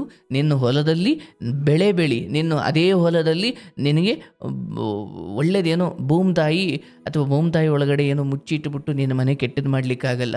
ಕೆಟ್ಟದ್ದು ಮಾಡೋಕೆ ಸಾಧ್ಯ ಇರೋದು ಕೇವಲ ಈ ಜಗತ್ತಲ್ಲಿ ಒಬ್ಬರಿಗೆ, ಅದು ನಿಮ್ಗೆ ಮಾತ್ರ. ನಿಮ್ಮನೆ ಹಾಳು ಮಾಡ್ಕೊಳಕ್ ನಿಮಗೆ ಸಾಧ್ಯ, ಬೇರೆ ಯಾರಿಗೂ ಸಾಧ್ಯ ಇಲ್ಲ. ಇಲ್ಲ ಗುರುಗಳೇ, ನಮಗೆ ಸಾಧ್ಯ. ಹೌದಲ್ಲಪ್ಪ? ಅಲ್ಲೇನೋ ಮಾಡಿಸ್ಬಿಟ್ಟಿದ್ದಾರೆ ಏನು ಬಿಡು, ಯಾಕಂದ್ರೆ ಅಲ್ಲೇನೋ ಆಗ್ಬಿಟ್ಟಿದೆ ಅಥವಾ ಹಿಂದೇನೋ ತಪ್ಪು ಆಗ್ಬಿಟ್ಟಿದೆ, ಹಾಗಾಗಿ ನಾವು ಏನು ಕೈ ಹಾಕಿದ್ರು ಯಶಸ್ಸಾಗಲ್ಲ ಅಂದ್ಕೊಂಡು ನೀವು ಏನಕ್ಕೂ ಕೈ ಹಾಕದೆ ಹೋದ್ರೆ ನೀವೇ ಕೆಟ್ಟಿದ್ದು. ಹೌದು ಗುರುಗಳೇ. ಹಾಗಾಗಿ ಇಲ್ಲ, ಕೃಷ್ಣನ ದಯೆ ಇದೆ ಅಥವಾ ನನ್ನ ಧೈರ್ಯದ ಅಥವಾ ನನ್ನ ಮನೋಬಲ ಗಟ್ಟಿಯಾಗಿದ್ದು ಬಿಟ್ರೆ ಯಾರೋ ಎಂಬೆಣ್ಣು ತಂದು ಕೋಳಿ ತಂದು ಮೊಟ್ಟೆ ತಂದು ನಿನ್ನ ಮನೆ ಮುಂದೆ ಹೊಡೆದ್ರು ಏನೂ ಆಗಲ್ಲ. ಯಾರೋ ಒಬ್ಬ ಮೊಟ್ಟೆ ತಂದು ಹೊಡೆದೋಗಿದ್ದಂತೆ, ಇವನು ಯಾರೋ ನಮ್ಮಂತವ್ನು ಅದನ್ನ ಮೊಟ್ಟೆ ಹೊಡೆದು ಆಮ್ಲೆಟ್ ಮಾಡ್ಕೊಂಡು ತಿನ್ಕೊಂಡಂತೆ. ನನಗೆ ಗುರುಗಳೇ ಅದ್ರ ಬಗ್ಗೆ ಎಲ್ಲ ನನಗೆ ಟೆನ್ಷನ್ ಇಲ್ಲ. ನನಗೆ ಇದೊಂದು ಮಕ್ಕಳದ ಬಗ್ಗೆ ನಾನು ಕೇಳ್ಬೇಕಿತ್ತು ನಿಮ್ಮ ಹತ್ರನ. ಹಿಂಗಾಯ್ತಲ್ಲ ಹಿಂಗ್ ಸಮಸ್ಯೆ ಅಂತ. ಯಾವುದು ಒಂದು ಹೋಗಿದೆ, ಅದರ ಸಮಯ ಮುಗ್ದು ಅದು ಹೊರಟಿದೆ. ಇನ್ನ ಒಳ್ಳೆಯದೇ ಆಗುತ್ತೆ, ಆದರೆ ವಂಶವಂತೂ ಕೊನೆಯಾಗುವುದಿಲ್ಲ. ಅದಕ್ಕಿನ್ನೂ ಸಮಯ ಇದೆ. ಇನ್ನೂ ನಿನ್ನ ಮನೆಯಲ್ಲಿ ಸಂತಾನವಾಗುತ್ತೆ. ನಿನಗೆ ಅದರ ಬಗ್ಗೆ ನಂಬಿಕೆ ಇರಲಿ. ಎಷ್ಟು ವರ್ಷ ಹೇಗೆ ಆದರೆ ಕಾಲವೇ ಅದಕ್ಕೆ ಉತ್ತರಿಸುತ್ತೆ. ಆದರೆ ನೀನು ಸ್ವಲ್ಪ ತಾಳ್ಮೆಯಿಂದ ಇರು. ಜನರ ಮಾತಿಗೆ ದುಃಖಕ್ಕೋ ಅಥವಾ ಸುಖಕ್ಕೋ ಒಳಗಾಗಬೇಡ. ಯಥಾಸ್ಥಿತಿಯಲ್ಲಿ ಸುಮ್ಮನೆ ಭಗವಂತ ಈ ದಿನ ಕೊಟ್ಟಿದ್ದಾನೆ. ಈಗ ಅದೇ ನಿಮ್ಮೆಲ್ರಿಗೂ ರೋಗ ತಂದು ಎಲ್ಲರೂ ಒಂದೊಂದು ಹಾಸ್ಪಿಟಲ್ ಅಡ್ಮಿಟ್ ಆಗುತ್ತಾರೆ, ಏನು ಮಾಡಿಲ್ಲಲ್ಲಪ್ಪ ಇನ್ನೂ. ಇಲ್ಲ ಗುರುಗಳೇ. ಹಾಗಾಗಿ ಆಯಿತು, ಏನು ಕೊಡಬೇಕು ಅದು ಕೊಟ್ಟೇ ಕೊಡ್ತಾನೆ. ನಿನ್ನ ಭಾಗ್ಯಕ್ಕೆ ಇರೋದನ್ನು ಯಾರಿಂದಲೂ ತಪ್ಪಿಸೋಕ್ಕಾಗಲ್ಲ. ನಿನ್ನ ಭಾಗ್ಯಕ್ಕೆ ಇಲ್ಲದೆ ಇರೋದನ್ನು ಯಾರ ಆಶೀರ್ವಾದ ಮಾಡಿದ್ರು ಅದು ಸಿಗೋದಿಲ್ಲ. ನನ್ನ ಭಾಗ್ಯಕ್ಕೆ ಇರೋದನ್ನೇ ನಾನು ತಿನ್ನಬೇಕು ಅಲ್ವನಪ್ಪ? ಊರಿನ ಜನರು ಇನ್ಯಾರೋ ಇಲ್ಲ. ಈ ಕುರಿತಾಗಿ ಯಾರ ಮಾತಿಗೂ ನೀವು ತಲೆಬಾಗಬೇಕಾಗಿಲ್ಲ ಅಥವಾ ವರಿ ಮಾಡಿಕೊಂಡು ದುಃಖ ಪಡ್ಕೊಳ್ಬೇಕಾಗಿಲ್ಲ. ನಿನ್ನ ಮನೆಯಲ್ಲಿ ಸಂತಾನವಾಗುತ್ತೆ, ಅದು ನಿನ್ನ ಕಣ್ಣು ಮುಂದೆ ಚೆನ್ನಾಗಿ ಬೆಳೆಯುತ್ತೆ. ನೀನು ಕೂಡ ನಿನ್ನ ಹೆಂಡತಿ, ನಿನ್ನ ತಂದೆ ತಾಯಿ, ಅವರಿರುವಷ್ಟು ಗಳಿಗೆಯಲ್ಲಿ ತಂದೆ ತಾಯಿ ಎಸ್ಪೆಷಲಿ ಅವ್ರನ್ನ ಚೆನ್ನಾಗಿ ನೋಡ್ಕೊಳಪ್ಪ. ನೀನು ಚಿಕ್ಕ ಪುಟ್ಟ ತಲೆನೋವು ಬಂದಾಗ ಅದಕ್ಕೆ ಹಂಗಾಯ್ತು ಇದಕ್ಕೆ ಹಂಗಾಯ್ತು, ಇಲ್ಲಪ್ಪ, ಕಾರಣಗಳು ಬೇರೆ ಕೊಡು. ಅದ್ರ ಬಗ್ಗೆ ನಂಗೆ ಕಾರಣ ತಗಂತಿಲ್ಲ ಗುರುಗಳೇ. ನನಗೆ ಇದೊಂದು ನನಗೆ ಕೇಳ್ಬೇಕಾರದು ಅದನ್ನಷ್ಟೇ ನಿಮ್ಮ ಹತ್ರ ಸಲಹೆ ಕೇಳ್ದೆ. ಅದ್ರ ಬಗ್ಗೆ ಹಿಂಗಾಯ್ತು ನಿಜನಾ ಸುಳ್ಳೋ ನಮಗ್ ಗೊತ್ತಿಲ್ಲ. ಅವತ್ತಿನ ಕಾಲಕ್ಕೆ ಅಲ್ಲಿ ಏನಾಯ್ತು ಅದನ್ನ ನೀನು ಹೇಳಿದ್ದೀಯ, ಆದ್ರೆ ಅಲ್ಲಿನ ವಿಚಾರ ನಾನು ಆರಂಭದಲ್ಲಿ ಹೇಳಿದೆ. ಯಾವಾಗ ಈ ದಾರಿಯನ್ನು ಹಿಡಿದ್ರೋ ಅದು ನಿನ್ನ ಮನೆಗೆ ಪೆಟ್ಟು ಕೊಡಬೇಕಿತ್ತು, ಕೊಟ್ಟಾಗಿದೆ. ಅದು ಆಸಕ್ತಿ ಕೊಟ್ಟಿರೋದು ಅಂತಲ್ಲ, ಆ ಮಾರ್ಗವನ್ನು ಹಿಡಿದ ಯಾರಾದ್ರೂ ಅದನ್ನ ಅನುಭವಿಸ್ಲೇಬೇಕು. ಕೆಟ್ಟ ಮಾರ್ಗದಲ್ಲಿ ಹೋಗಿ ಅಥವಾ ಕಣ್ಣಿಗೆ ಕಾಣದ ಶಕ್ತಿಯನ್ನು ಬಳಸ್ಕೊಂಡು ಒಬ್ಬ ಮನುಷ್ಯನನ್ನ ಸೋಲಿಸೋದಿದ್ರೆ ಮನುಷ್ಯನೇ ಅಥವಾ ನೇರವಾಗಿ ಸೋಲಿಸಬೇಕು. ಅದನ್ನು ಬಿಟ್ಟು ಯಾರು ಈ ಕಣ್ಣಿಗೆ ಕಾಣದ ಶಕ್ತಿಗಳನ್ನು ಬಳಸ್ಕೊಳ್ತಾರೆ ಅವರೆಲ್ಲರೂ ಒಬ್ಬನನ್ನು ಸೋಲಿಸಬಹುದು, ಆದರೆ ತುಂಬಾ ನಷ್ಟಕ್ಕೊಳಗಾಗಲೇಬೇಕು ಅವರು. ಈ ಕಲಿಯುಗದಲ್ಲಿ ಅಥವಾ ಈ ಕಾಲದಲ್ಲಿ ಮನುಷ್ಯನನ್ನ ಸೋಲಿಸ್ಲಿಕ್ಕೆ ಅಥವಾ ಧರ್ಮದಲ್ಲಿರೋ ಯಾವೊಬ್ಬನೂ ಕೂಡ ಈ ಕೆಲಸಕ್ಕೆ ಕೈ ಹಾಕಬಾರದು. ಹಾಕ್ಬಾರ್ದು ಗುರುಗಳೇ. ಅದು ಹಿಂದಿ ಕಾಲದಾಗ ಹಂಗ ಹಾಕಿದ್ರಂತ ನಮಗಂತೂ ಗೊತ್ತಿಲ್ಲ. ಅದಕ್ಕೆ ನಿನ್ನ ಮೂಲಕ ಇಲ್ಲಿಗೆ ಅದು ಆ ಪ್ರಕಾರ ಅಥವಾ ಆ ನಿರ್ಧಾರ, ಆ ಹೆಜ್ಜೆ ಇಟ್ಟಿದ್ದಕ್ಕೆ ಏನು ಅನುಭವಿಸಬೇಕಿತ್ತೋ ಅದು ಮುಗಿದಿದೆ. ಇನ್ನು ಅದ್ರ ಬಗ್ಗೆ ನೀವು ತಲೆ ಕೆಡಿಸ್ಕೊಳ್ಬೇಡಿ. ಆದ್ರೆ ಇವತ್ತು ಯಾಕೋ ನಿಮ್ಮಿಂದ ಇದನ್ನ ಇಲ್ಲಿ ಹೇಳಿಸಿದೆ ಅಂದ್ರೆ ಈ ವಿಚಾರವನ್ನ ಜಗತ್ತಿಗೆ ತಿಳಿಸಬೇಕಿದೆ ಅಷ್ಟೇ. ಹೌದು ಗುರುಗಳೇ. ನನಗೆ ಸಲಹೆ ಇದೇನು ಇದು ಮೂಡ್ ನಿಮ್ಗೆ ಇದೇನು ಅಂತ ನಾನು ನಿಂಬಲ್ಲ ಗುರುಗಳೇ. ಅವನ್ನೆಲ್ಲ ನಾನೇನು ಮಂದಿಯವ್ರ ಹತ್ರ ಹೋಗ್ತೀನಿ, ಕೈ ಬಿಡ್ತೀನಿ, ಅವಾಗ ಕಾಪಾಡವ, ನಿನ್ಗೆ ಯಾವಾಗ ಕೊಡ್ಬೇಕ ಅನ್ಸುತ್ತ ಮಕ್ಳು ಕೊಡವ ಅಂತೀನಿ, ಬೇಡ್ತೀನಿ, ಅಷ್ಟೇ ಬರ್ತೀವಿ ಗುರುಗಳೇ. ಈ ವ್ಯಕ್ತಿ ಅದನ್ ಬಿಟ್ರೆ ಏನು ಇಲ್ಲ. ತಂದೆ ತಾಯಿ ನೋಡ್ಕೋಬೇಕು, ನಾವ್ ಇರೋ ತನಕ ಚೆನ್ನಾಗಿರ್ಬೇಕು ಅಷ್ಟೇ. ಈಗ 4 ಜನಕ್ಕೆ ಒಳ್ಳೇದ್ ಮಾಡಕ್ ಆಗಲಿದ್ರು ನಾವು ಚೆನ್ನಾಗಿರೋಣ ಅಷ್ಟೇ ಗುರುಗಳೇ ನಾನು ಬೇಡ್ತಿರೋದು. ಇವನ್ನೆಲ್ಲ ಕೇಳಲ್ಲ. ಹಿಂಗಾಗಿತ್ತು ಅಂತ ಮಾತಾಡ್ತಾರ ನಮ್ ತಂದೆ ತಾಯಿ. ಹೌದಾ, ಗೊತ್ತಿಲ್ಲದ್ದು ಈಗ ನಮಗ್ ಗೊತ್ತಿಲ್ಲ, ತಂದೆ ತಾಯಿಗೂ ಗೊತ್ತಿಲ್ಲ ಹಿಂದಿ ಕಾಲದಾಗ ಏನಾಗಿತ್ತು, ಅದೇನ್ ಬಿಟ್ಟು ಅನ್ನೋದು ಗೊತ್ತಿಲ್ಲ. ಅಂತ ವಿಚಾರಗಳಿಗೆ ಕೈ ಹಾಕಿದವ್ರಿಗೆ ಅದನ್ನ ತಡ್ಕೊಳ್ಳೋ ಶಕ್ತಿ ಇತ್ತಾದ್ರೂ ಕಾಲಕ್ರಮೇಣ ಮುಂದಿನ ಜನರೇಷನ್ ಅದನ್ನ ಕಳ್ಕೊಳ್ತಾ ಬಂತು. ಹೌದು ಗುರುಗಳೇ. ಇವತ್ತು ನೀವೆಷ್ಟು ದುರ್ಬಲರಾಗಿದ್ದೀರಿ ಅಂದ್ರೆ ಅದು ಇನ್ನೆಲ್ಲೋ ಬಂದು ಮನೆ ಒಳಗಡೆನೆ ಬಂದು ಯಾವುದೋ ಒಂದು ದೇವರು ನಡ್ಮನೆಯಲ್ಲಿ ಬಿದ್ದು ಇಲ್ಲ ನಾನ್ ನಿನ್ ಮನೆ ಹಾಳು ಮಾಡತಕ್ಕ ಬಿಡಲ್ಲ ಅಂತ ಹೇಳಿದ್ರು ನೀವು ಅದನ್ನೂ ನಂಬ್ತೀರಾ. ಹೌದು ಗುರುಗಳೇ, ಹಂಗೆ ನಿಂಬಿರೋದು ಹಿಂದಿನ ಕಾಲದಾಗೆಲ್ಲ. ಹೌದು, ಈ ಮುಂಚೆ ಪೆಟ್ಟು ತಿಂದಿರೋದ್ರಿಂದ ನಾನು ಅದ್ನೇ ಹೇಳಿದ್ನಲ್ಲಿ. ನಾನು ಸುಮ್ಮನೆ ತಮಾಷೆಗೆ ನಿಮಗೆ ಶಾಪದ ಸೂಚನೆ ಕೊಟ್ಟರು ಕೂಡ ನಿಮ್ಮ ಹೃದಯದಲ್ಲಿ ಅದು ನೆಲೆಗೊಂಡು ಬಿಟ್ರೆ ಅದರಿಂದ ನೀವೇನು ಕೆಲಸಕ್ಕೆ ಕೈ ಹಾಕಿದ್ರೂ ಕೂಡ ಇಂದಿನ ಆ ಶಾಪದ ಮಾತು ನೆನಪಿರೋದ್ರಿಂದ ನೀವು ಯಾವುದಕ್ಕೂ ಇನ್ನೇನು ಬಿಡು ಅವ್ರು ಕೊಟ್ಬಿಟ್ಟಾರೆ ಇನ್ನೇನು ಆಗೋಕ್ಕೆ ಸಾಧ್ಯ ಇದೆ ಅಥವಾ ಇನ್ನೇನು ನಮ್ಮ ಬದುಕು ಮುಗೀತು ಅನ್ನೋ ಸ್ಥಿತಿಗೆ ಬಂದುಬಿಡ್ತೀರಾ. ಹೌದು ಗುರುಗಳೇ. ನಿಮ್ಮಲ್ಲಿ ಧರ್ಮ, ನಿಮ್ಮಲ್ಲಿ ಸತ್ಯ ಹಾಗೂ ನಿಮ್ಮಲ್ಲಿ ಹೃದಯವಂತಿಕೆ ಹಾಗೂ ಶ್ರಮ ಪಡುವ ಬುದ್ಧಿ, ಹೀಗೆ ದೇವರ ಕುರಿತಾಗಿ ಎಂಥ ಒಳ್ಳೆ ನಂಬಿಕೆ ಇಟ್ಕೊಂಡಿದ್ದೀಯ, ಅದು ಅದ್ಭುತ. ನಾನು ದೇವ್ರಿಗೆ ಕೈ ಮುಗಿತೀನಿ, ಭಗವಂತ ನೀನು ಕೊಟ್ಟಕ್ಕೆ ಕೊಡಪ್ಪ. ಈಗ ನನ್ನ ಜೊತೆ ಇರೋ ಅಪ್ಪ ಅಮ್ಮ ಹೆಂಡತಿ ಇವರನ್ನು ಚೆನ್ನಾಗಿ ನೋಡಿಕೊಂಡು ಯಾವುದೇ ವ್ಯಸನಕ್ಕೆ ದಾಸನಾಗದೆ ನನ್ನ ಬದುಕನ್ನು ಆರೋಗ್ಯವಂತವಾಗಿಡಪ್ಪ ಅಂತ ಕೇಳ್ಕೊಳ್ಳೋದೇ ಅಷ್ಟೇ. ಅಷ್ಟೇ ಗುರುಗಳೇ. ನನಗೆ ಬೇಕಾದ್ರೆ ಇರೋ ತನಕ, ಈಗ ಇವತ್ತಿರ್ತೀವೋ ನಾಳೆ ಇರ್ತೀವೋ ಗೊತ್ತಿಲ್ಲ, ಇರೋ ತನಕ ಚೆನ್ನಾಗಿರ್ಬೇಕು ಅಷ್ಟೇ ಗುರುಗಳೇ ನನ್ನ ಹತ್ರ ಇರೋದ್ ಮನ್ಸಲ್ಲಿ. ಅಷ್ಟು ಮಾಡಪ್ಪ. ಇನ್ನು ಏನು ಇಲ್ಲ, ಬೇರೆ ಕೆಟ್ಟದ್ದು ಯಾವ್ದ್ರದ್ದು ಇಲ್ಲ ಗುರುಗಳೇ.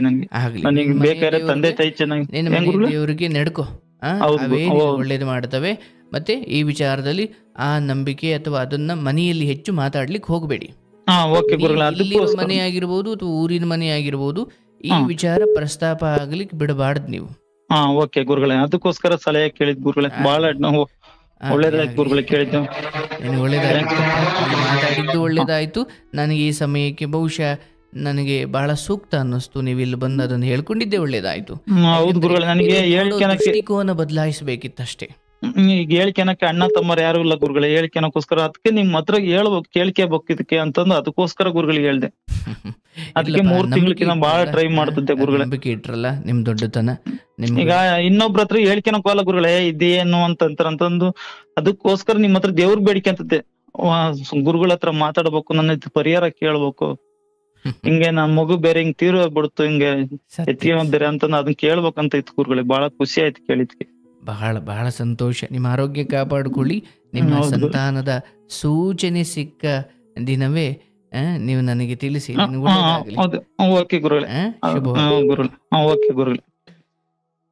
ಪರಮಾತ್ಮ ಒಳ್ಳೇದು ಮಾಡಪ್ಪ ಇವ್ರಿಗೆ. ನೋಡಿ ಕತೆಗಳು ಹೇಗಿರ್ತವೆ.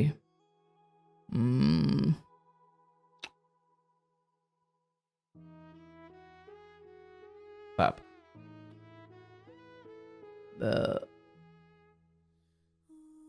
ಇಲ್ಲಿ ಒಬ್ಬ ಬಹಳ ಪ್ರೀತಿಯಿಂದ ಕಾಪಾಡಿಕೊಂಡ ಒಬ್ಬ ಒಂದು ಮಗು ಹಾಗೆ ಹೆಗಲ ಮೇಲೆ ಪ್ರಾಣ ಬಿಟ್ಟಾಗ ಅದನ್ನು ಆ ಕ್ಷಣದಲ್ಲಿ ಕಣ್ಣಾರೆ ನೋಡಿದ ಆ ಹೆತ್ತು ಕರಳಿಗೆ ಅದು ಏನು ನೋವಾಗಿರಬೇಕೋ ಏನೋ ಅಲ್ವಾ. ಅದಕ್ಕೆ ಸಮಾಧಾನ ಹೇಳೋ ಶಕ್ತಿ ನನಗಿಲ್ಲಪ್ಪ. ನಾನು ಏನು ಹೇಳ್ಬೋದು ಆ ವಿಚಾರ. ನನಗೆ ಒಂಥರ ಹೃದಯಕ್ಕೆ ಬಾಣ ನೆಟ್ಟಂಗಾಯಿತು. ನಾನೇನೋ ಇಲ್ಲ ಹಿಂಗಾಯಿತು, ಇವತ್ತಿನ್ನೂ ಅದೇ ನೋವಲ್ಲಿದ್ದೀವಿ ಅಥವಾ ಅದೇ ಮಗ ಯಾಕೋ ಇನ್ನೂ ಅದೇ ಸಮಸ್ಯೆಯಲ್ಲಿದ್ದಾನೆ ಅಂತ ಹೇಳೋಕೆ ಬರ್ತಾವ್ರೆ ಎಂದುಕೊಂಡೆ. ಅಷ್ಟೊತ್ತಿಗೆ ಆ ಆತ್ಮವೇ ನಿರ್ಗಮಿಸ್ತು ಅಂದಾಗ, ಅಥವಾ ನಿರ್ಗಮಿಸಿದ ರೀತಿ ನೋಡಿ, ಭಗವಂತ ಏನು ಕಷ್ಟಗಳನ್ನು ಕೊಟ್ಟರೂ ಕೂಡ ಅದನ್ನು ತಡ್ಕೊಳ್ಳೋ ಶಕ್ತಿ ಇದೆಯಾ? ಉಳಿಸ್ತಾನೆ. ಓಕೆ, ಅನುಭವಿಸಿ ಸ್ವಲ್ಪ ಹೊತ್ತು ಅಂತ. ಆ 30 ಲಕ್ಷ ಅಂತ ಹೇಳಿದ್ರು. ಬಹುಶಃ ಉಳಿದಿದ್ರೆ ಆ 30 ಲಕ್ಷ ಸಾಲ ಮಾಡಿ ಜೀವನ ಪೂರ್ತಿ ಅದನ್ನು ಇವ್ರು ನರಳಬೇಕಿತ್ತು. ಇಲ್ಲ ಆಗ್ತಿರ್ಲಿಲ್ಲ ಅಂತ ಅಂದಿದ್ರೆ ಈ ಹುಡುಗ ನರಳಾಡೋದನ್ನು ಪಾಪ ಇವರೆಲ್ಲ ನೋಡಬೇಕಿತ್ತು. ಭಗವಂತ ಎರಡಕ್ಕೂ ತೊಂದರೆ ಆಗದೆ, ಹೌದು ಹಾಗೆ ಸಾವಾಗಿದ್ದು ಇವರಿಗೆ ನೋವಾಯಿತು, ಆದರೆ ಸ್ವಲ್ಪ ಹೊತ್ತು ಹತ್ತು ಬಿಡಲಿ, ತೊಂದರೆ ಇಲ್ಲ. ಯಾಕಂದರೆ ಆ ಮಗು ಮುಂದೆ ನರಳಾಡುವುದನ್ನು ವರ್ಷ ಪೂರ್ತಿ ನೋಡಿ ಇವರು ಬದುಕಿದ್ದು ಸತ್ತಂತೆ ಆಗುವುದು ಬೇಡ, ಮತ್ತು ಆ ಕಡೆ ಲಕ್ಷಾಂತರ ರೂಪಾಯಿ ಸಾಲ ಮಾಡಿ ಮತ್ತು ಅವ್ರಿಗೂ ತೊಂದರೆ ಆಗುವುದು ಬೇಡ ಅಂತ ಆ ಮಗುವನ್ನು ಈ ಎರಡೂ ಮಧ್ಯದಲ್ಲಿ ತೆಗೆದುಕೊಂಡು ಹೋಗಿಬಿಟ್ಟ. ಇದು ಭಗವಂತನ ಕರುಣೆ ಎಂದುಕೊಳ್ಳಿ, ತೊಂದರೆ ಇಲ್ಲ. ಈ ಕಡೆ ಸಾಲನೂ ಮಾಡಿಸ್ಲಿಲ್ಲ, ಈ ಕಡೆ ಮಗುವಿನ ನರಳಾಟವನ್ನು ನೋಡಲಿಕ್ಕೂ ಬಿಡಲಿಲ್ಲ. ಆ ಮಧ್ಯದಲ್ಲಿ ಸ್ವಲ್ಪ ದುಃಖ ಆಯಿತು, ಆದರೆ ಆ ಮಗುವಿನ ದೃಷ್ಟಿಕೋನದಲ್ಲೂ ಅದು ಒಳ್ಳೆಯದೇ, ಈ ಹೆತ್ತವರ ದೃಷ್ಟಿಕೋನದಲ್ಲೂ ಅದು ಒಳ್ಳೆಯದೇ. ಸಾವನ್ನು ಏಕೆ ಒಳ್ಳೆಯದು ಅಂತಿದ್ದೀನಿ ಅಂತ ಅನ್ಯಥ ಭಾವಿಸಬೇಡಿ. ಕೆಲವೊಂದು ಸಾವುಗಳು ಬದುಕಿರುವವರಿಗೆ ನರಳಾಟವಾಗಬಾರದು ಅನ್ನೋದಕ್ಕೆ ಕೆಲವೊಂದು ನಿಯಮಗಳನ್ನು, ಕೆಲವೊಂದು ಪರಿಸ್ಥಿತಿಗಳನ್ನು ಹೀಗೆ ಭಗವಂತ ರೂಪಿಸ್ತಾನೆ. ಆಗಲಿ. ಮತ್ತು ಇನ್ನೊಂದು ಇಲ್ಲಿ ಬಹಳ ಮುಖ್ಯವಾದ ಚರ್ಚೆಯ ವಿಚಾರ ಏನಂದರೆ, ಮಾಟ ಮಂತ್ರ ಮಾಡಿಸಿ ಅಥವಾ ಇನ್ಯಾರಿಗೂ ಇನ್ನೇನೋ ಮಾಡಿಸ್ಬಿಟ್ಟು ನಾನು ಅವ್ರನ್ನ ಹಾಳು ಮಾಡಿಬಿಡ್ತೀನಿ. ನಾನು ಹೇಳೋದು, ಅವಶ್ಯವಾಗಿ ಈ ಲೋಕದಲ್ಲಿ ಕೆಟ್ಟ ವಿಚಾರಗಳು ಇದ್ದಾವೆ, ಅಥವಾ ಅಂಥ ಕೆಟ್ಟ ದಾರಿಯಲ್ಲಿ ಹೋಗಿ ಒಬ್ಬರ ಮನಸ್ಸಿನ ಮೇಲೆ ಪ್ರಭಾವ ಬೀರೋದಕ್ಕೆ ಕೆಲವು ಕನಿಷ್ಠ ಸಾಧ್ಯತೆಗಳಂತೂ ಇದ್ದಾವೆ. ಆದರೆ ಆ ಮಾರ್ಗದಲ್ಲಿ ಹೋಗಿ ಈಗ ಮನೆ ದೇವರು ಕಾಪಾಡಲ್ವಾ? ನೋಡಿ, ನಿಮ್ಮ ಪ್ರಾರಬ್ಧದಲ್ಲಿ, ನಿಮ್ಮ ಹೊತ್ತುಕೊಂಡು ಬಂದ ಕರ್ಮಗಳಲ್ಲಿ ಇಂಥದ್ದೇನೋ ಇದೆ ಅಂದಾಗ ನಿಮ್ಮ ಮನೆ ದೇವರು ಕೂಡ ನಿಮ್ಮನ್ನು ಕಾಪಾಡಲಿಕ್ಕಾಗಲ್ಲ. ಅಥವಾ ಅಂಥದ್ದೇನೋ ನರಳಾಟಗಳು ನೀವು ಅನುಭವಿಸಬೇಕಿದೆ ಎಂದಾಗ ಯಾರೋ ಏನೋ ಮಾಡಿಸ್ಲೇಬೇಕಾಗಿಲ್ಲ, ನಿಮ್ಮ ಪಾಲದ್ದನ್ನು. ಅದೇ ಏನು ಹೇಳ್ತಾರಲ್ಲ ದೊಡ್ಡವರು ಹೇಳೋ ಹಾಗೆ, ಭಗವಂತ ಅಥವಾ ಮನುಷ್ಯನ ಬದುಕು ಅಥವಾ ಪ್ರಾರಬ್ಧಗಳು ಹೇಗಿರ್ತವೆ, ಭಗವಂತ ಕೊಟ್ಟರೆ ಸಂತೋಷವನ್ನು ಕಂತು ಕಂತಾಗಿ ಕೊಡ್ತಾನೆ. ಕಂಟಿನ್ಯೂಸ್ ಆಗಿ ಸಂತೋಷ ಕೊಡಲ್ಲ. ಅಲ್ಲೊಂಚೂರು ಇಲ್ಲೊಂಚೂರು EMI ಕಟ್ಟದಂಗೆ ಅವಾಗ ಒಂಚೂರು. ಆದರೆ ದುಃಖಗಳು ಸರಣಿ ರೂಪದಲ್ಲಿ ಬರುತ್ತವೆ. ಏನು ಹಿಂದಿಂದೆ ದುಃಖ ಅಲ್ವಾ? ಸಂತೋಷ ಮಾತ್ರ ಕಂತುಗಳ ರೂಪದಲ್ಲಿ ಕೊಡ್ತಾನೆ, ದುಃಖಗಳನ್ನು ಮಾತ್ರ ಸರಣಿಗಳ ರೂಪದಲ್ಲಿ ಕೊಡ್ತಾನೆ. ಹಾಗಾಗಿ ಇಲ್ಲಿ ಮನೆ ದೇವರು ಕಾಯೋದಿಲ್ವಾ? ಮನೆ ದೇವರಲ್ಲ, ಯಾವ ದೇವರು ಬಂದರೂ ನಿಮ್ಮ ಪ್ರಾರಬ್ಧದಲ್ಲಿರೋ ಕಷ್ಟಗಳನ್ನು ತಪ್ಪಿಸ್ಲಿಕ್ಕಾಗಲ್ಲ, ಅನುಭವಿಸ್ಲೇಬೇಕು. ಆದರೆ ಅನುಭವಿಸುವ ಸಮಯದಲ್ಲಿ ಇಲ್ಲ, ಇದನ್ನು ಅನುಭವಿಸೋದಕ್ಕೆ ನನ್ನ ಮನೆ ದೇವರು ನನಗೆ ಶಕ್ತಿ ಕೊಡ್ತಾನೆ ಅಂತ ಆ ಶಕ್ತಿ ತೆಗೆದುಕೊಳ್ಳೋದಕ್ಕೆ ದೇವರನ್ನು ಆಶ್ರಯಿಸಿ ಹೊರತು ನನ್ನ ಪಾಲಿಗೆ ನನ್ನ ಭಾಗ್ಯಕ್ಕೆ ಬಂದಿರುವ ಸುಖವನ್ನು ತಪ್ಪಿಸ್ಲಿಕ್ಕೂ ಆಗಲ್ಲ, ನನ್ನ ಭಾಗ್ಯಕ್ಕೆ ಬಂದಿರುವ ದುಃಖವನ್ನು ತಪ್ಪಿಸ್ಲಿಕ್ಕೂ ಆಗೋದಿಲ್ಲ. ಆ ಕರ್ಮಗಳನ್ನು ನಾವು ಸವಿಸಲೇಬೇಕು. ಹಾಗೆ ಸವಿಸಬೇಕು ಅಂದಾಗ ನಾವು ಇಲ್ಲಿ ಒಳ್ಳೆ ಕರ್ಮಗಳನ್ನೇ, ಅಂದರೆ ಒಳ್ಳೆ ರೀತಿಯ ಕರ್ಮಗಳನ್ನು ಮಾಡಬೇಕು. ಯಾಕಂದರೆ ಈ ಕರ್ಮಗಳೇ ನಮ್ಮನ್ನು ಮುಂದೆ ನಡೆಸ್ತಾವೆ. ಹಿಂದೆ ಮಾಡಿರೋದು ಇವತ್ತು ನಡೆಸ್ತಾ ಇದ್ದಾವೆ, ಇವತ್ತು ಮಾಡುವು ಮುಂದೆ ನಡೆಸ್ತಾವೆ. ನಿಷ್ಕಾಮ ಕರ್ಮಗಳು ಮಾಡಬೇಕು, ಆದರೆ ಅಪೇಕ್ಷೆಗಳನ್ನು ಇಟ್ಕೊಳ್ಬಾರ್ದು. ಅಂದರೆ ನಾನು ಕೆಲಸ ಮಾಡ್ತೀನಿ, ಸಂಬಳ ತಗೊಳ್ಬಾರ್ದ. ನಿನ್ನ ಸಂಬಳ ಏನು ಬರುತ್ತೆ ಅದು ಬರುತ್ತೆ. ಆದರೆ ತುಂಬ ಮಿತಿಮೀರಿ ಅಥವಾ ಅತಿಯಾಸೆ, ಈ ತುಂಬ ದೊಡ್ಡ ಅಪೇಕ್ಷೆಗಳು, ಅಥವಾ ನಿಮ್ಮ ಕೆಲಸ ಇಷ್ಟಿದೆ, ನಿಮ್ಮ ಅಪೇಕ್ಷೆ ಇಷ್ಟಿದೆ ಎಂದಾಗ ಈ ಅಪೇಕ್ಷೆಗಳು ಹೊಸ ಕರ್ಮಗಳನ್ನು ಸೃಷ್ಟಿ ಮಾಡ್ತವೆ. ಅದನ್ನು ಅನುಭವಿಸ್ಲಿಕ್ಕೆ ಮತ್ತೆ ನೀವು ಹುಟ್ಟು ಬರಬೇಕಾಗುತ್ತೆ. ಹಾಗಾಗಿ ಹಳೆ ಕರ್ಮಗಳನ್ನು ಸವಿಸಿ ನಿಷ್ಕಾಮ ಕರ್ಮ ಮಾಡಿ, ಕಾಮಗಳಿರಬಾರ್ದು, ಅಪೇಕ್ಷೆಗಳಿರಬಾರ್ದು. ಇದನ್ನು ಮಾಡ್ತಿದ್ದೀನಿ ಅದಕ್ಕೆ ಇದು ಬೇಕು, ಇದನ್ನು ಮಾಡ್ತಿದ್ದೀನಿ ನನಗಿದು ಬೇಕು. ಇಲ್ಲ, ಕರ್ಮ ಮಾಡಿ, ಫಲ ಭಗವಂತನಿಗೆ ಬಿಡಿ. ಇಷ್ಟೇ ಬೇಕು ಇದೇ ಬೇಕು ಅನ್ನೋ ಹಠ ಬೇಡ. ಅದನ್ನೇ ಭಗವದ್ಗೀತೆಯಲ್ಲೂ ಕೃಷ್ಣ ಹೇಳಿದ್ದು, ಕರ್ಮಣ್ಯೇವಾಧಿಕಾರಸ್ತೆ ಮಾ ಫಲೇಷು ಕದಾಚನ. ನೀವು ನಿಮ್ಮ ಕಾಯಕವನ್ನು ಕರ್ಮವನ್ನು ಮಾಡಿ ಫಲಾಫಲವನ್ನು ಭಗವಂತನಿಗೆ ಬಿಡಿ. ಆ ಫಲದ ಮೇಲೆ ಅಧಿಕಾರ ಸಾಧಿಸ್ಲಿಕ್ಕೆ ಹೋದಾಗ ಹೊಸ ಕರ್ಮಗಳು ಹುಟ್ಟುಕೊಳ್ತವೆ. ಆ ಕರ್ಮಗಳನ್ನು ಸವಿಸ್ಲಿಕ್ಕೆ ಮತ್ತೆ ಹುಟ್ಟು ಬರಬೇಕು. ಶುಭವಾಗಲಿ, ನಿನ್ನ ಮನೆ ಬೆಳಗಲಪ್ಪ. ಶುಭವಾಗಲಿ.